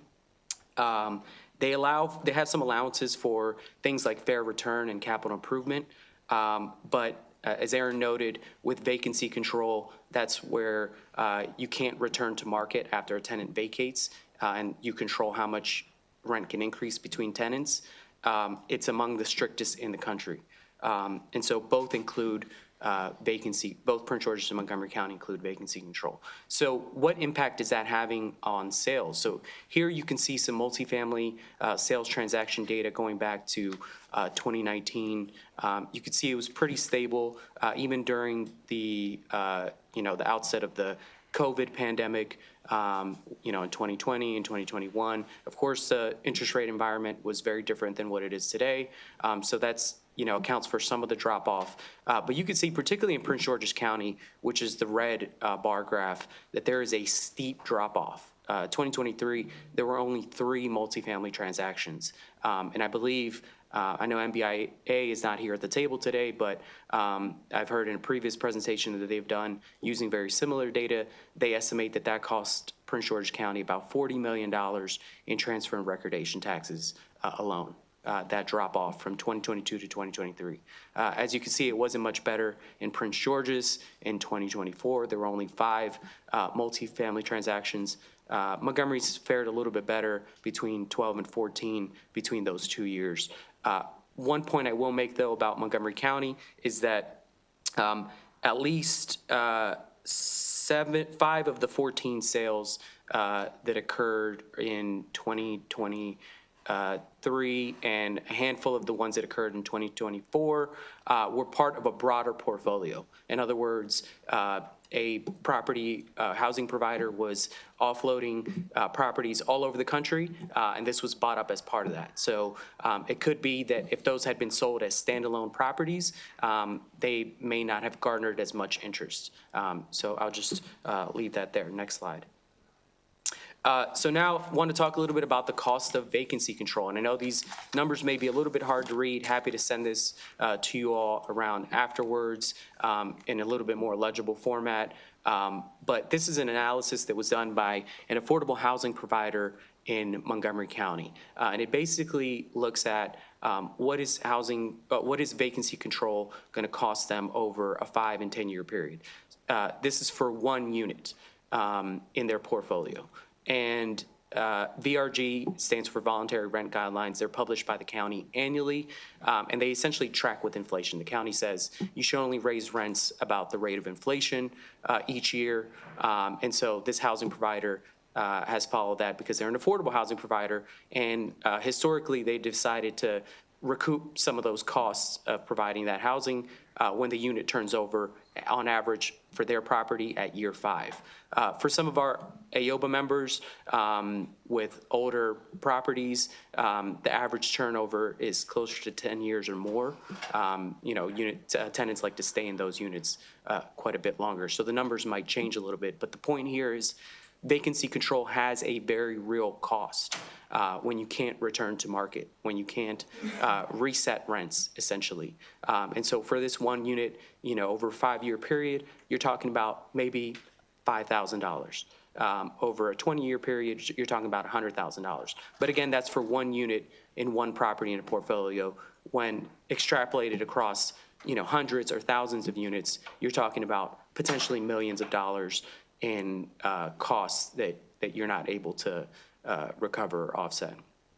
Next slide. So just a quick closer look at Montgomery County.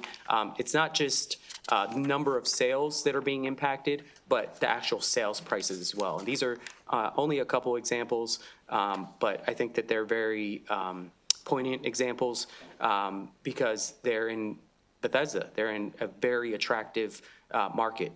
The property on the left sits a couple blocks from NIH and the Walter Reed Medical Center. It's a couple blocks from Metro. It has a Harris Teeter on the ground floor, and it sold at a 37% discount in 2024.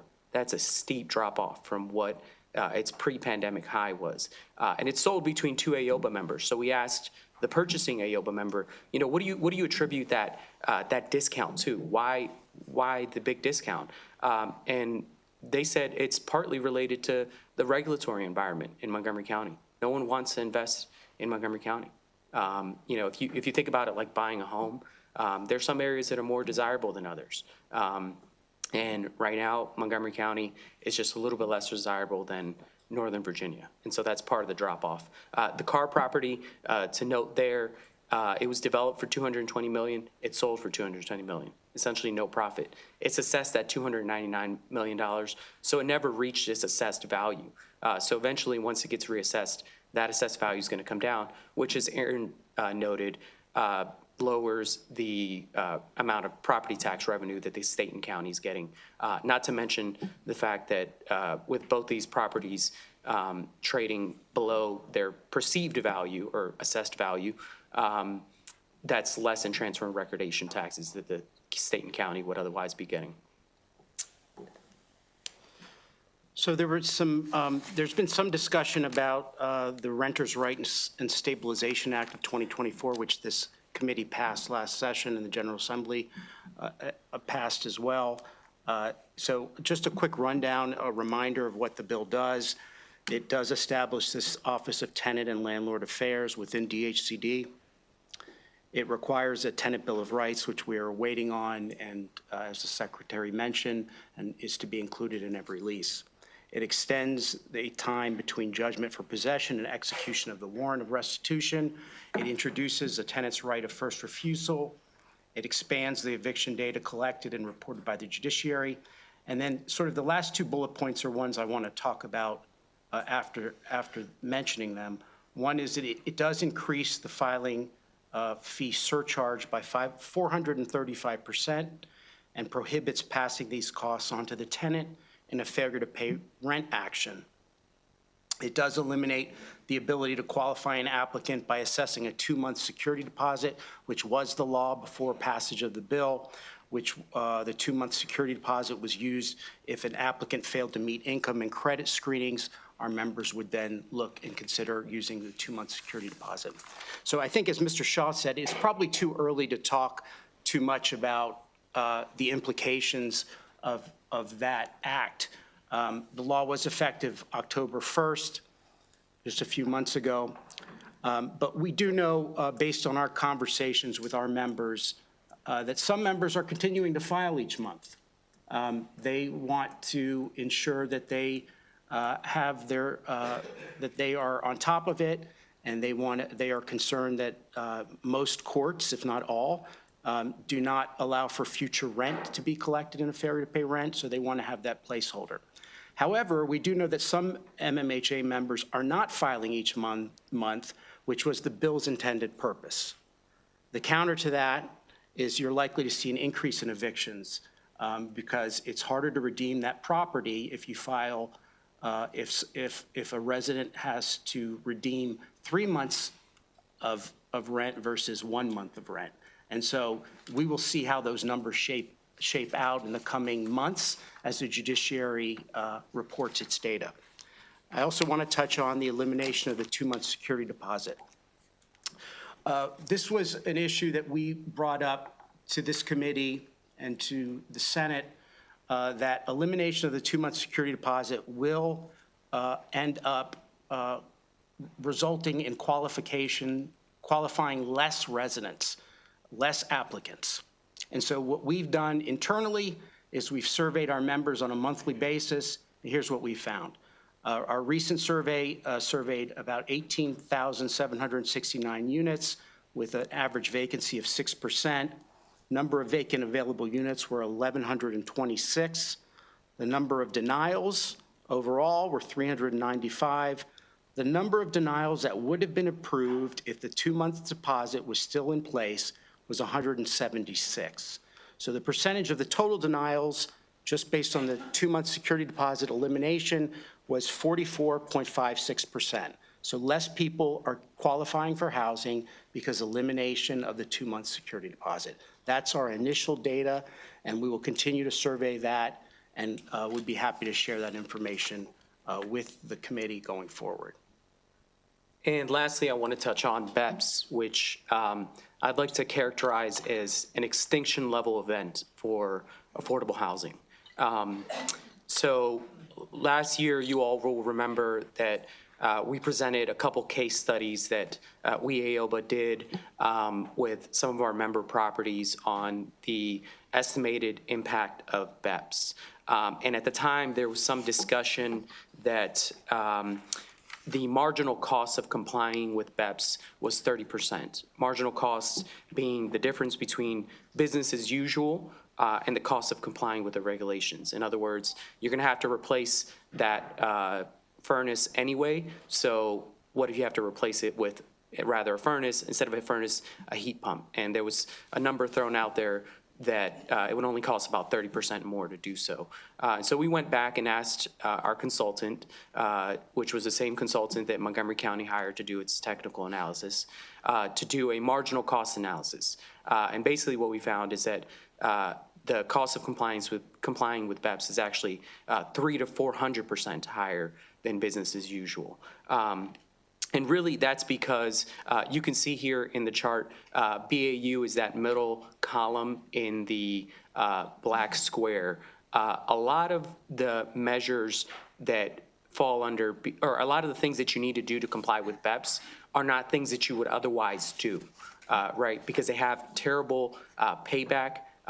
They don't pay back over their expected lifespan. That's a fancy way of saying that is end of useful life, which is in the column with the arrow that's being pointed to it. And so a lot of those measures that you're having to do, you wouldn't otherwise do them. So that's what's increasing the cost of complying with BEPS. Here's some of the different measures that you can see on the screen.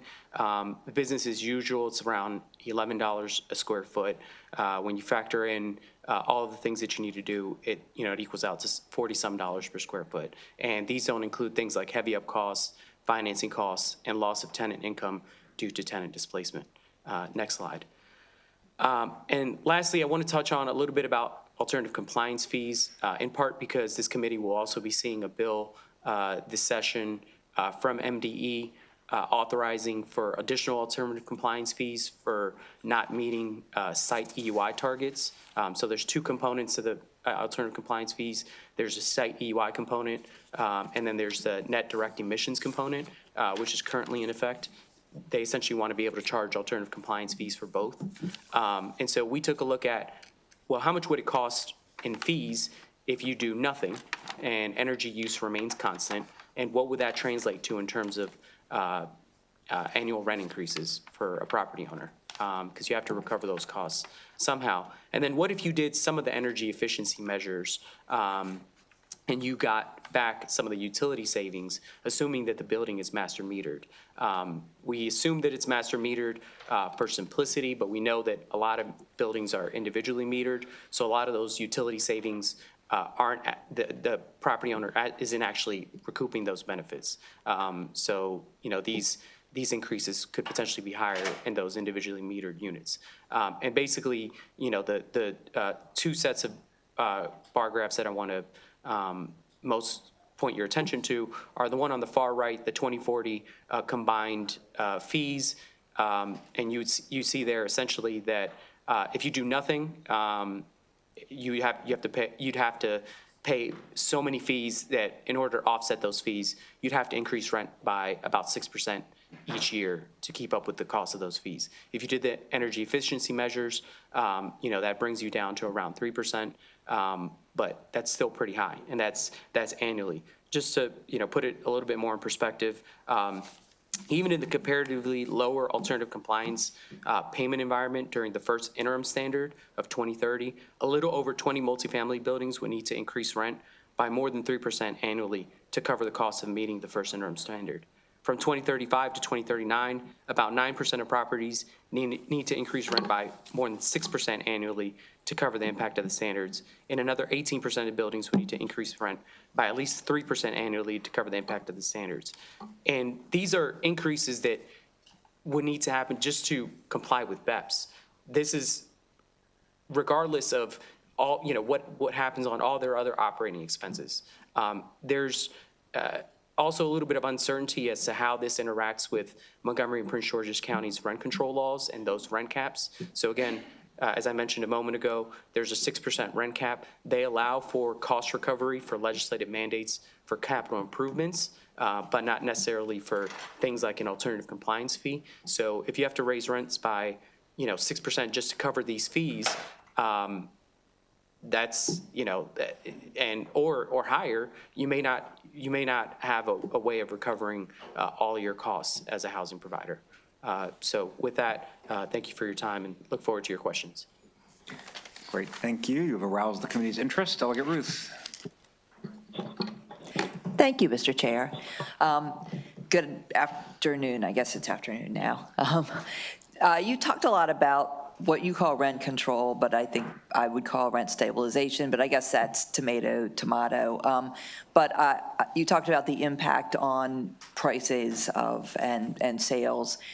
So it's safe to say you're a proponent of a free market system being the best solution. Is that safe to say? Yeah, absolutely. I mean, I think you heard from Secretary Day earlier on that places like Austin, which is seeing rent decrease because of all the supply, and it's largely driven by the free market and by the fact that they've made it as easy as possible to build new supply in that jurisdiction. So short answer is yes. So do you think that landlords should be able to coordinate rental prices in a free market system?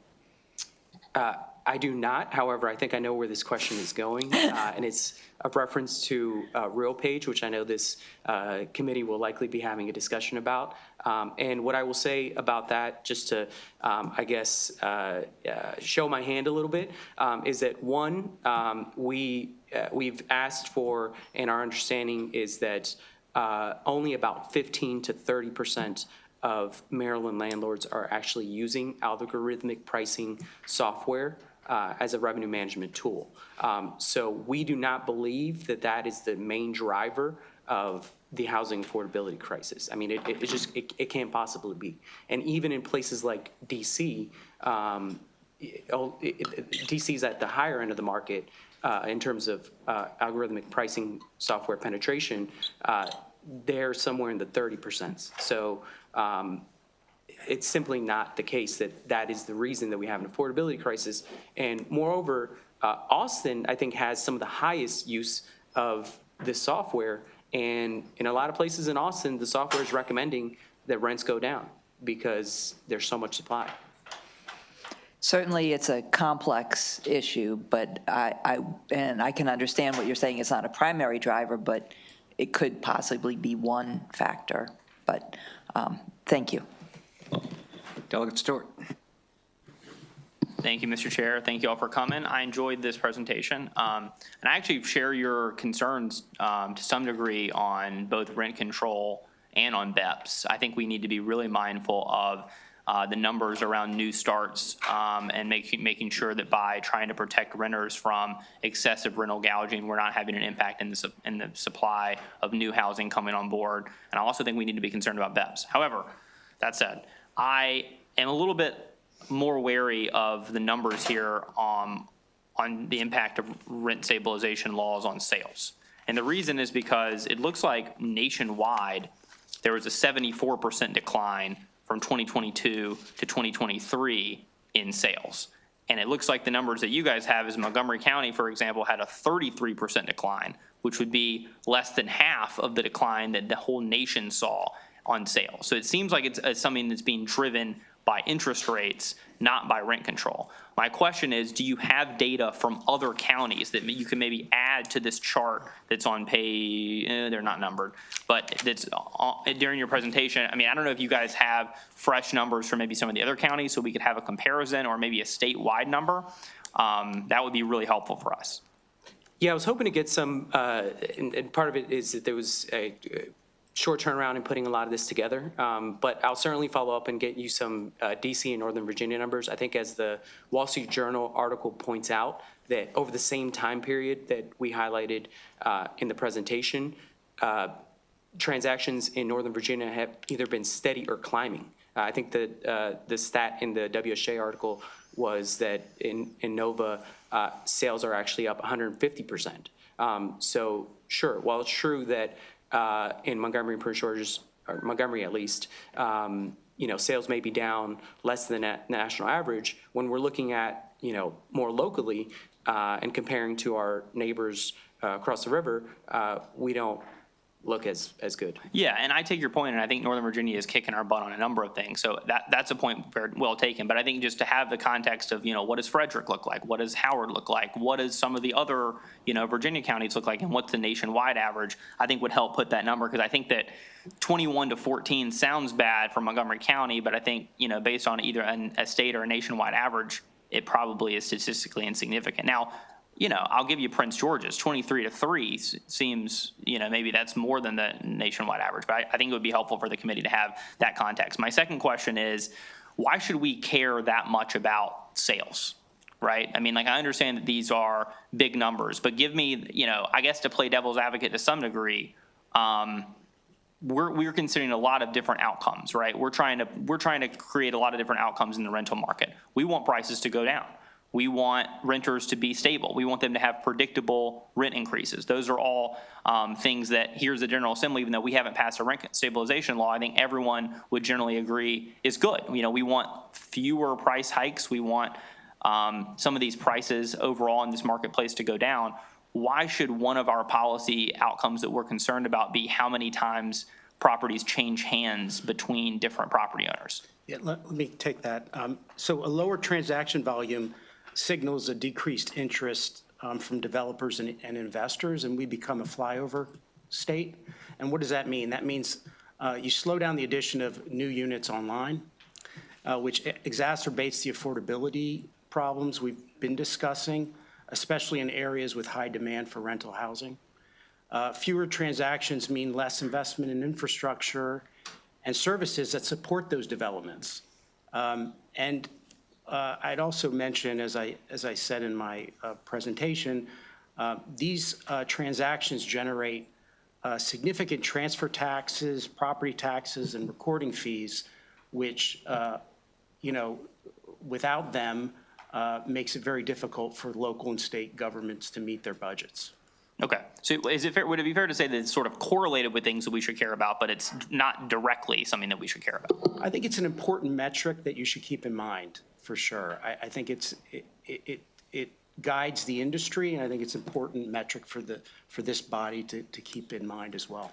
Would you guys agree with me that when it comes to rent stabilization, there is a number at which it gets too high, but that capping rents is not necessarily bad in and of itself? So for example, let's use Calvert County because it came up. Let's say Calvert County passed tomorrow a 200% rent stabilization law, 200% cap. Would you guys think that that would have a pernicious impact on housing supply? No. Okay. And if I may just respond to that point, since Montgomery and Prince George's are the two jurisdictions with rent control. 3 and 6, right? Yeah, 3 and 6. Yeah. 3 and 6, it's a little bit different. In Prince George's, if you're a senior housing property, it's actually lower. It's 3 or 4.5. But I will say that the industry in Montgomery County, at least, when the bill first came out, actually came out with an anti-rent gouging proposal that was very different to where we ended up. And the industry thought that that was a more balanced approach to this issue that would not have harmed new development. Yeah. So we do think that there are ways to get there.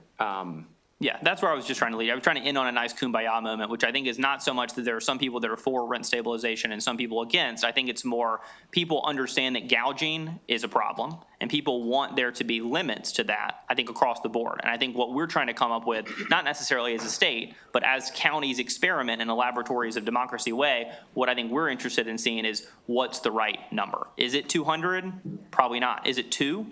Maybe not, but I think that, we're trying to figure out what the right number is to achieve all the policy outcomes we want. Isn't that so? Thank you all very much. Thank you. Something's going on with the mic, so I have a list here, and once I exhaust that list, we can do the old-fashioned hand raising. Delegate Foley?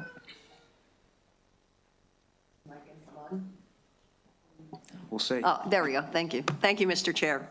I have 2 quick questions. One of them, I think, kind of follows up on what Delegate Stewart was asking, although he's a much more educated expert in this area than I am.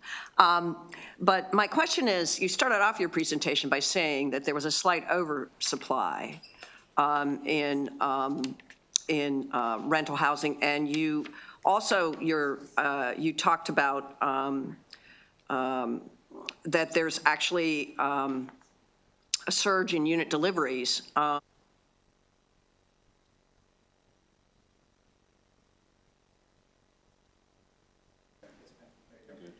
Okay, thank you.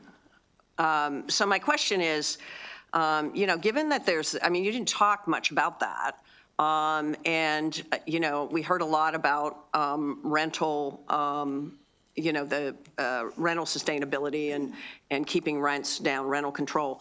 But how, if there's an oversupply, I'm having a hard time kind of wrapping my head around why this is such a problem. And doesn't the oversupply contribute to some of the problems that you outlined, like the cost of going down, the resale value going down, and things like that? Great question. I don't think that there's an oversupply, if I use that word. What's on your slide? Yeah. Well, that's not an accurate term. Yes. An oversupply, I think, look, we have a 93,000, depending on who you ask, 93 to 100,000 dearth 100,000 unit dearth of affordable housing units on the market. We have to do more. We need to build more. It's just a fact. There's demand for housing, and we can't supply it. But what these numbers indicate is in the last period of time, comparing to a 5-year period, there's more units online than there have been in the last 5 years, based on the 5-year average. So so oversupply is not the correct term, but there is a supply that's sort of accentuated. There's an added supply, but I wouldn't say an oversupply, because if we were at an oversupply, we wouldn't be having these briefings. And if I might just add very briefly, it's not uniform across the whole state. And so you might be seeing supply coming online in Frederick and in parts of Howard, a little bit in Montgomery, a little bit in Prince George's, Charles. But the places with the highest rent increases and rent growth are not seeing enough of the supply increases. And it's in part because of at least in Montgomery and Prince George's County, the regulatory environment, the rent control, the other things. One of the things I didn't even touch on is the relationship between rent control and things like troubled properties, properties that have been neglected, where you can't even raise rents at all if you're on one of those, if you've received one of those designations. And so it really creates a situation where it discourages investors from coming in and buying a property and rehabbing it and bringing it up to current code and current standards. Okay, I see. My second question, if I may, Mr. Chair, is unrelated to that. It relates to BEPS. So your data on BEPS and the implementation of BEPS and alternative costs to BEPS, does that include commercial properties? It does not, no. So one of the things, and AOBA, as it says in our name, represents both apartment and office buildings. However, you'll notice throughout this session and last that I've said a peep about office buildings.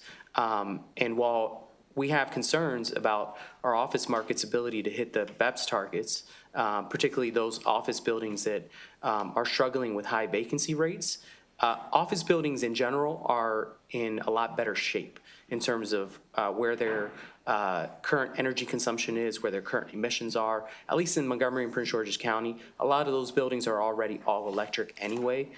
So they're in good shape as far as the net direct emissions targets go. And they'll have to make some adjustments to meet the EUI component, but they're in better shape. Also, the difference between, office and other types of properties is that the owner has more control over the tenant.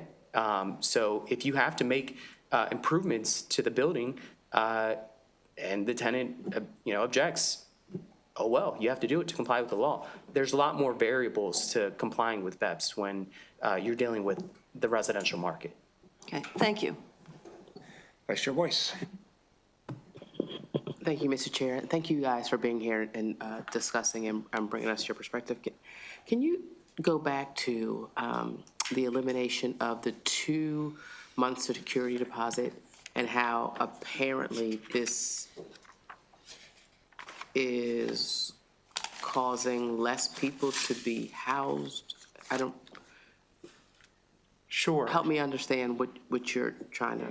Sure, Madam Vice Chair. And just want to be clear that they still have an obligation to, or have the ability to collect 1 month's rent. It's just not the 3-month or the 2-month or.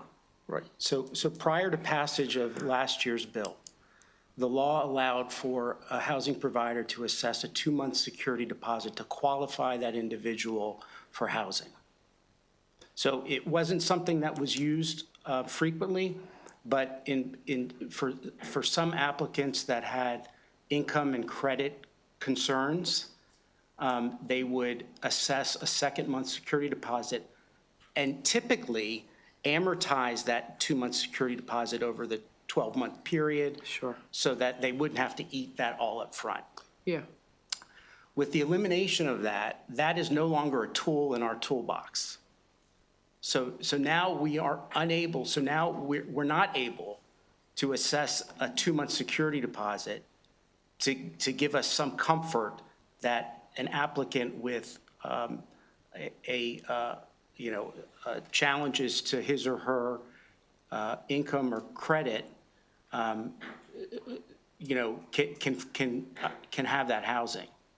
So that, it's become a problem because. Well, I'm sorry, Aaron, I'm confused, but you still can collect 1 month. Yes, we still can, but that may not be enough to qualify that applicant based upon their income and credit reports to qualify them for the housing. But I could still have bad credit and still pay 2 months from the past.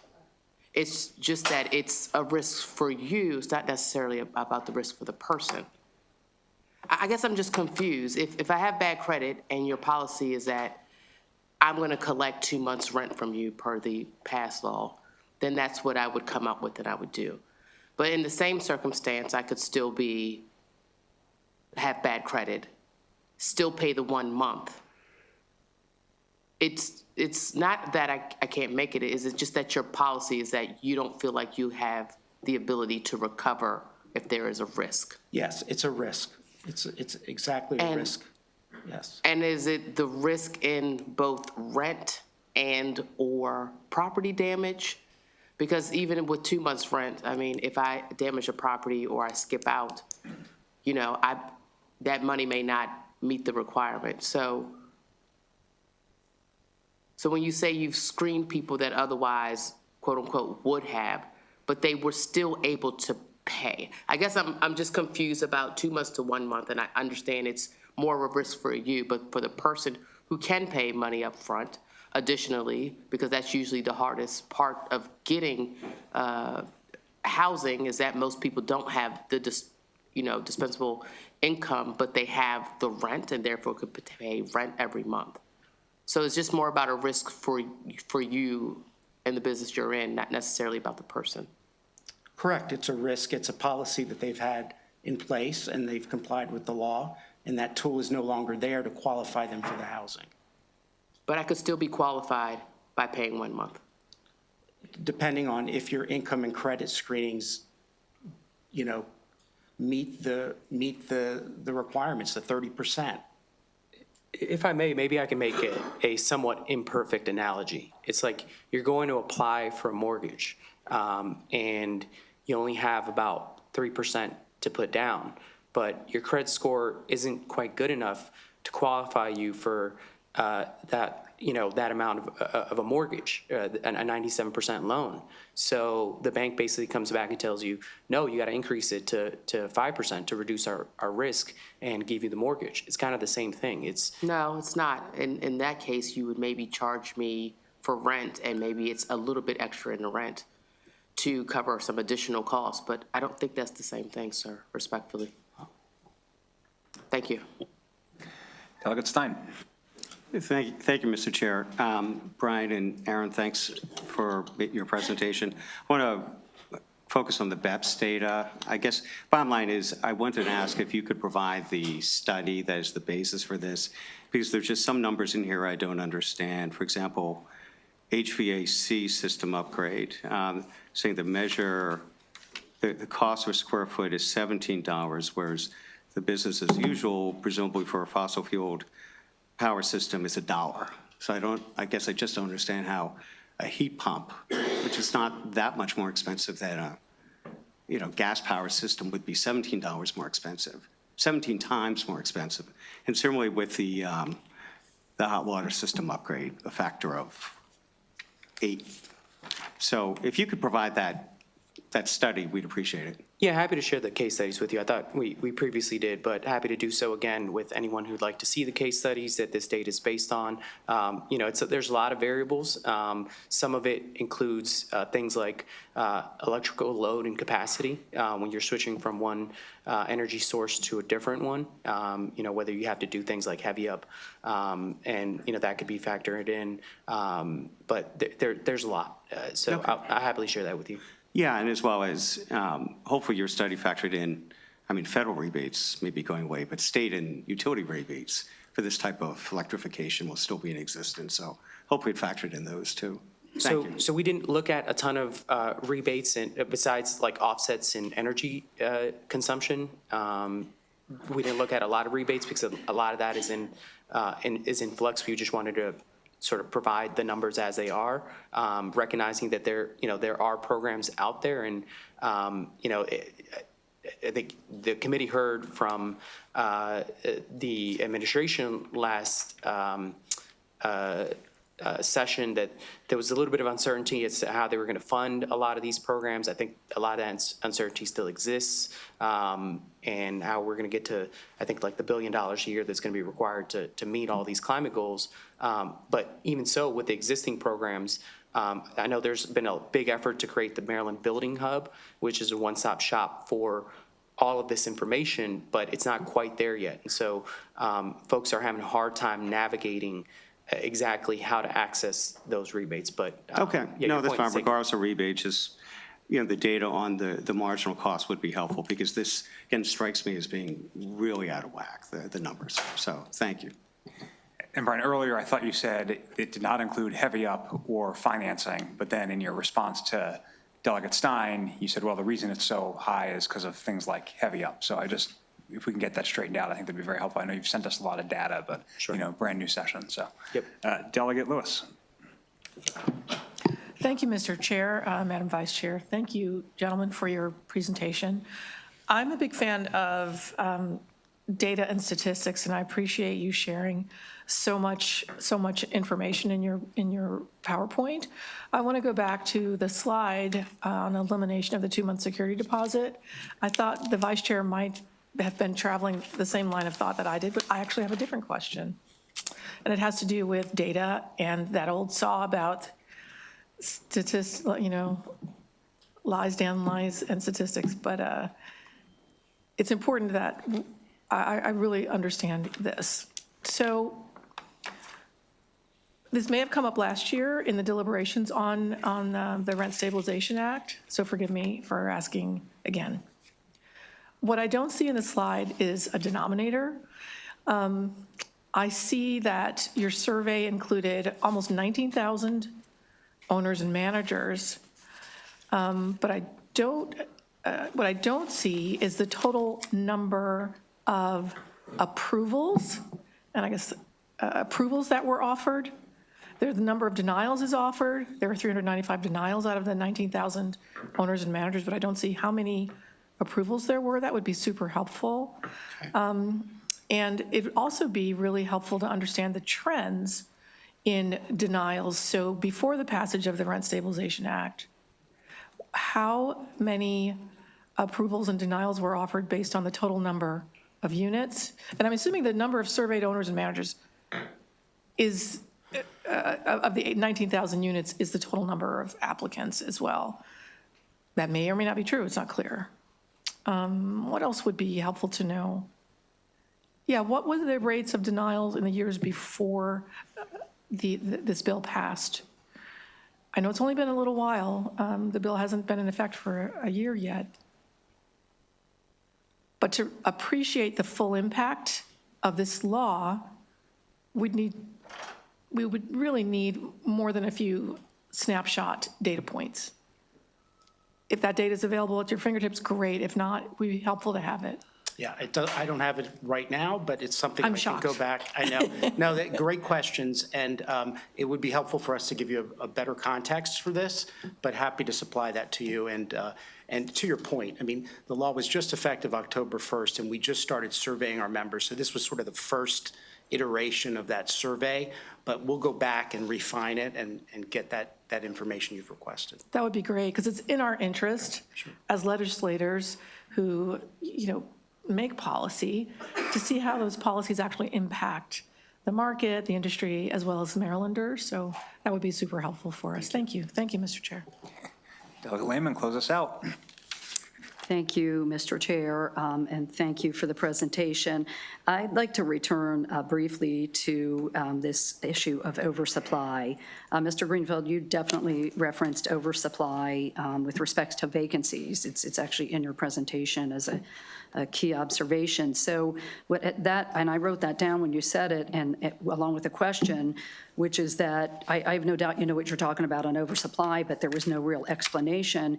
Isn't it fair to assume that a certain percentage of the vacancy issue is based on the statistics that DHCD showed us, where there's this large number of 17 to 34-year-olds, leaving the Maryland market, and that would include either leaving altogether to go to a more affordable housing market, or young people like my 25-year-old sons who frankly still live at home with college degrees because they cannot afford rental housing in the state of Maryland. You didn't sort of like dot that I and cross that T for us, but you did definitely talk about oversupply. Okay, so let me respond. So the report that I presented the data on is simply a snapshot in time based on a CoStar report from January, the latest report I have. So that is, I just want to make that point. It is a snapshot in time. And vacancy and occupancy rates always go up and down. That's just sort of the nature of the market. And so, I'm just using the most recent data we had at our fingertips to provide the committee the information. Okay, well, thank you for that. But do you actually have a number? Did you present it and I didn't see it, of how many vacant units there are statewide? Does someone have that number? I don't know. We can see if we can get that number. Again, it'll be a snapshot in time because vacancy rates ebb and flow. Well, it would still be useful to have some context, but one more quick question, Mr. Chair. Did I see right, it's in my notes, that either you or you quoting possibly the Wall Street Journal article talked about vacancy control? Was someone being facetious? Is that a real thing? What does that mean? Vacancy control is indeed a very real thing. So that was a vacancy Wall Street control, Journal kind of vacancy control does not refer to units being vacant. You're not being charged for units being vacant. No, vacancy control refers to the cap that is imposed on a unit at the time of vacancy. So if I live in a unit and I decide to move out for whatever reason, Montgomery and Prince George's counties rent control law still applies to that unit, even though it's become vacant. So that means the next tenant that comes in, the rent level for that unit doesn't go back to market. It's still capped at whatever the county says it is. So it could be 6%. In Montgomery County, there's an allowance called rent banking. Prince George's County kind of has it, but they have to work out the regulations for how you're gonna get access to it. But no, you're not being charged for a unit being vacant. It's essentially a cap on how much rent can increase between tenants. So just to clarify, that term is specific to situations where there are rent caps? Yes. Okay. Yep. All right, thank you. Never heard it before. Thank you. Great. Thank you all very much. Appreciate you hanging with us for so long. Are there any subcommittee announcements today? Okay, so colleagues, I do not believe we actually have any committee business tomorrow. Obviously, we have floor though, so yeah, don't take the day off. But we are having another briefing on Thursday at 1 p.m. In this room on Vision Zero safety goals for the state of Maryland. So with that, everybody have a great afternoon.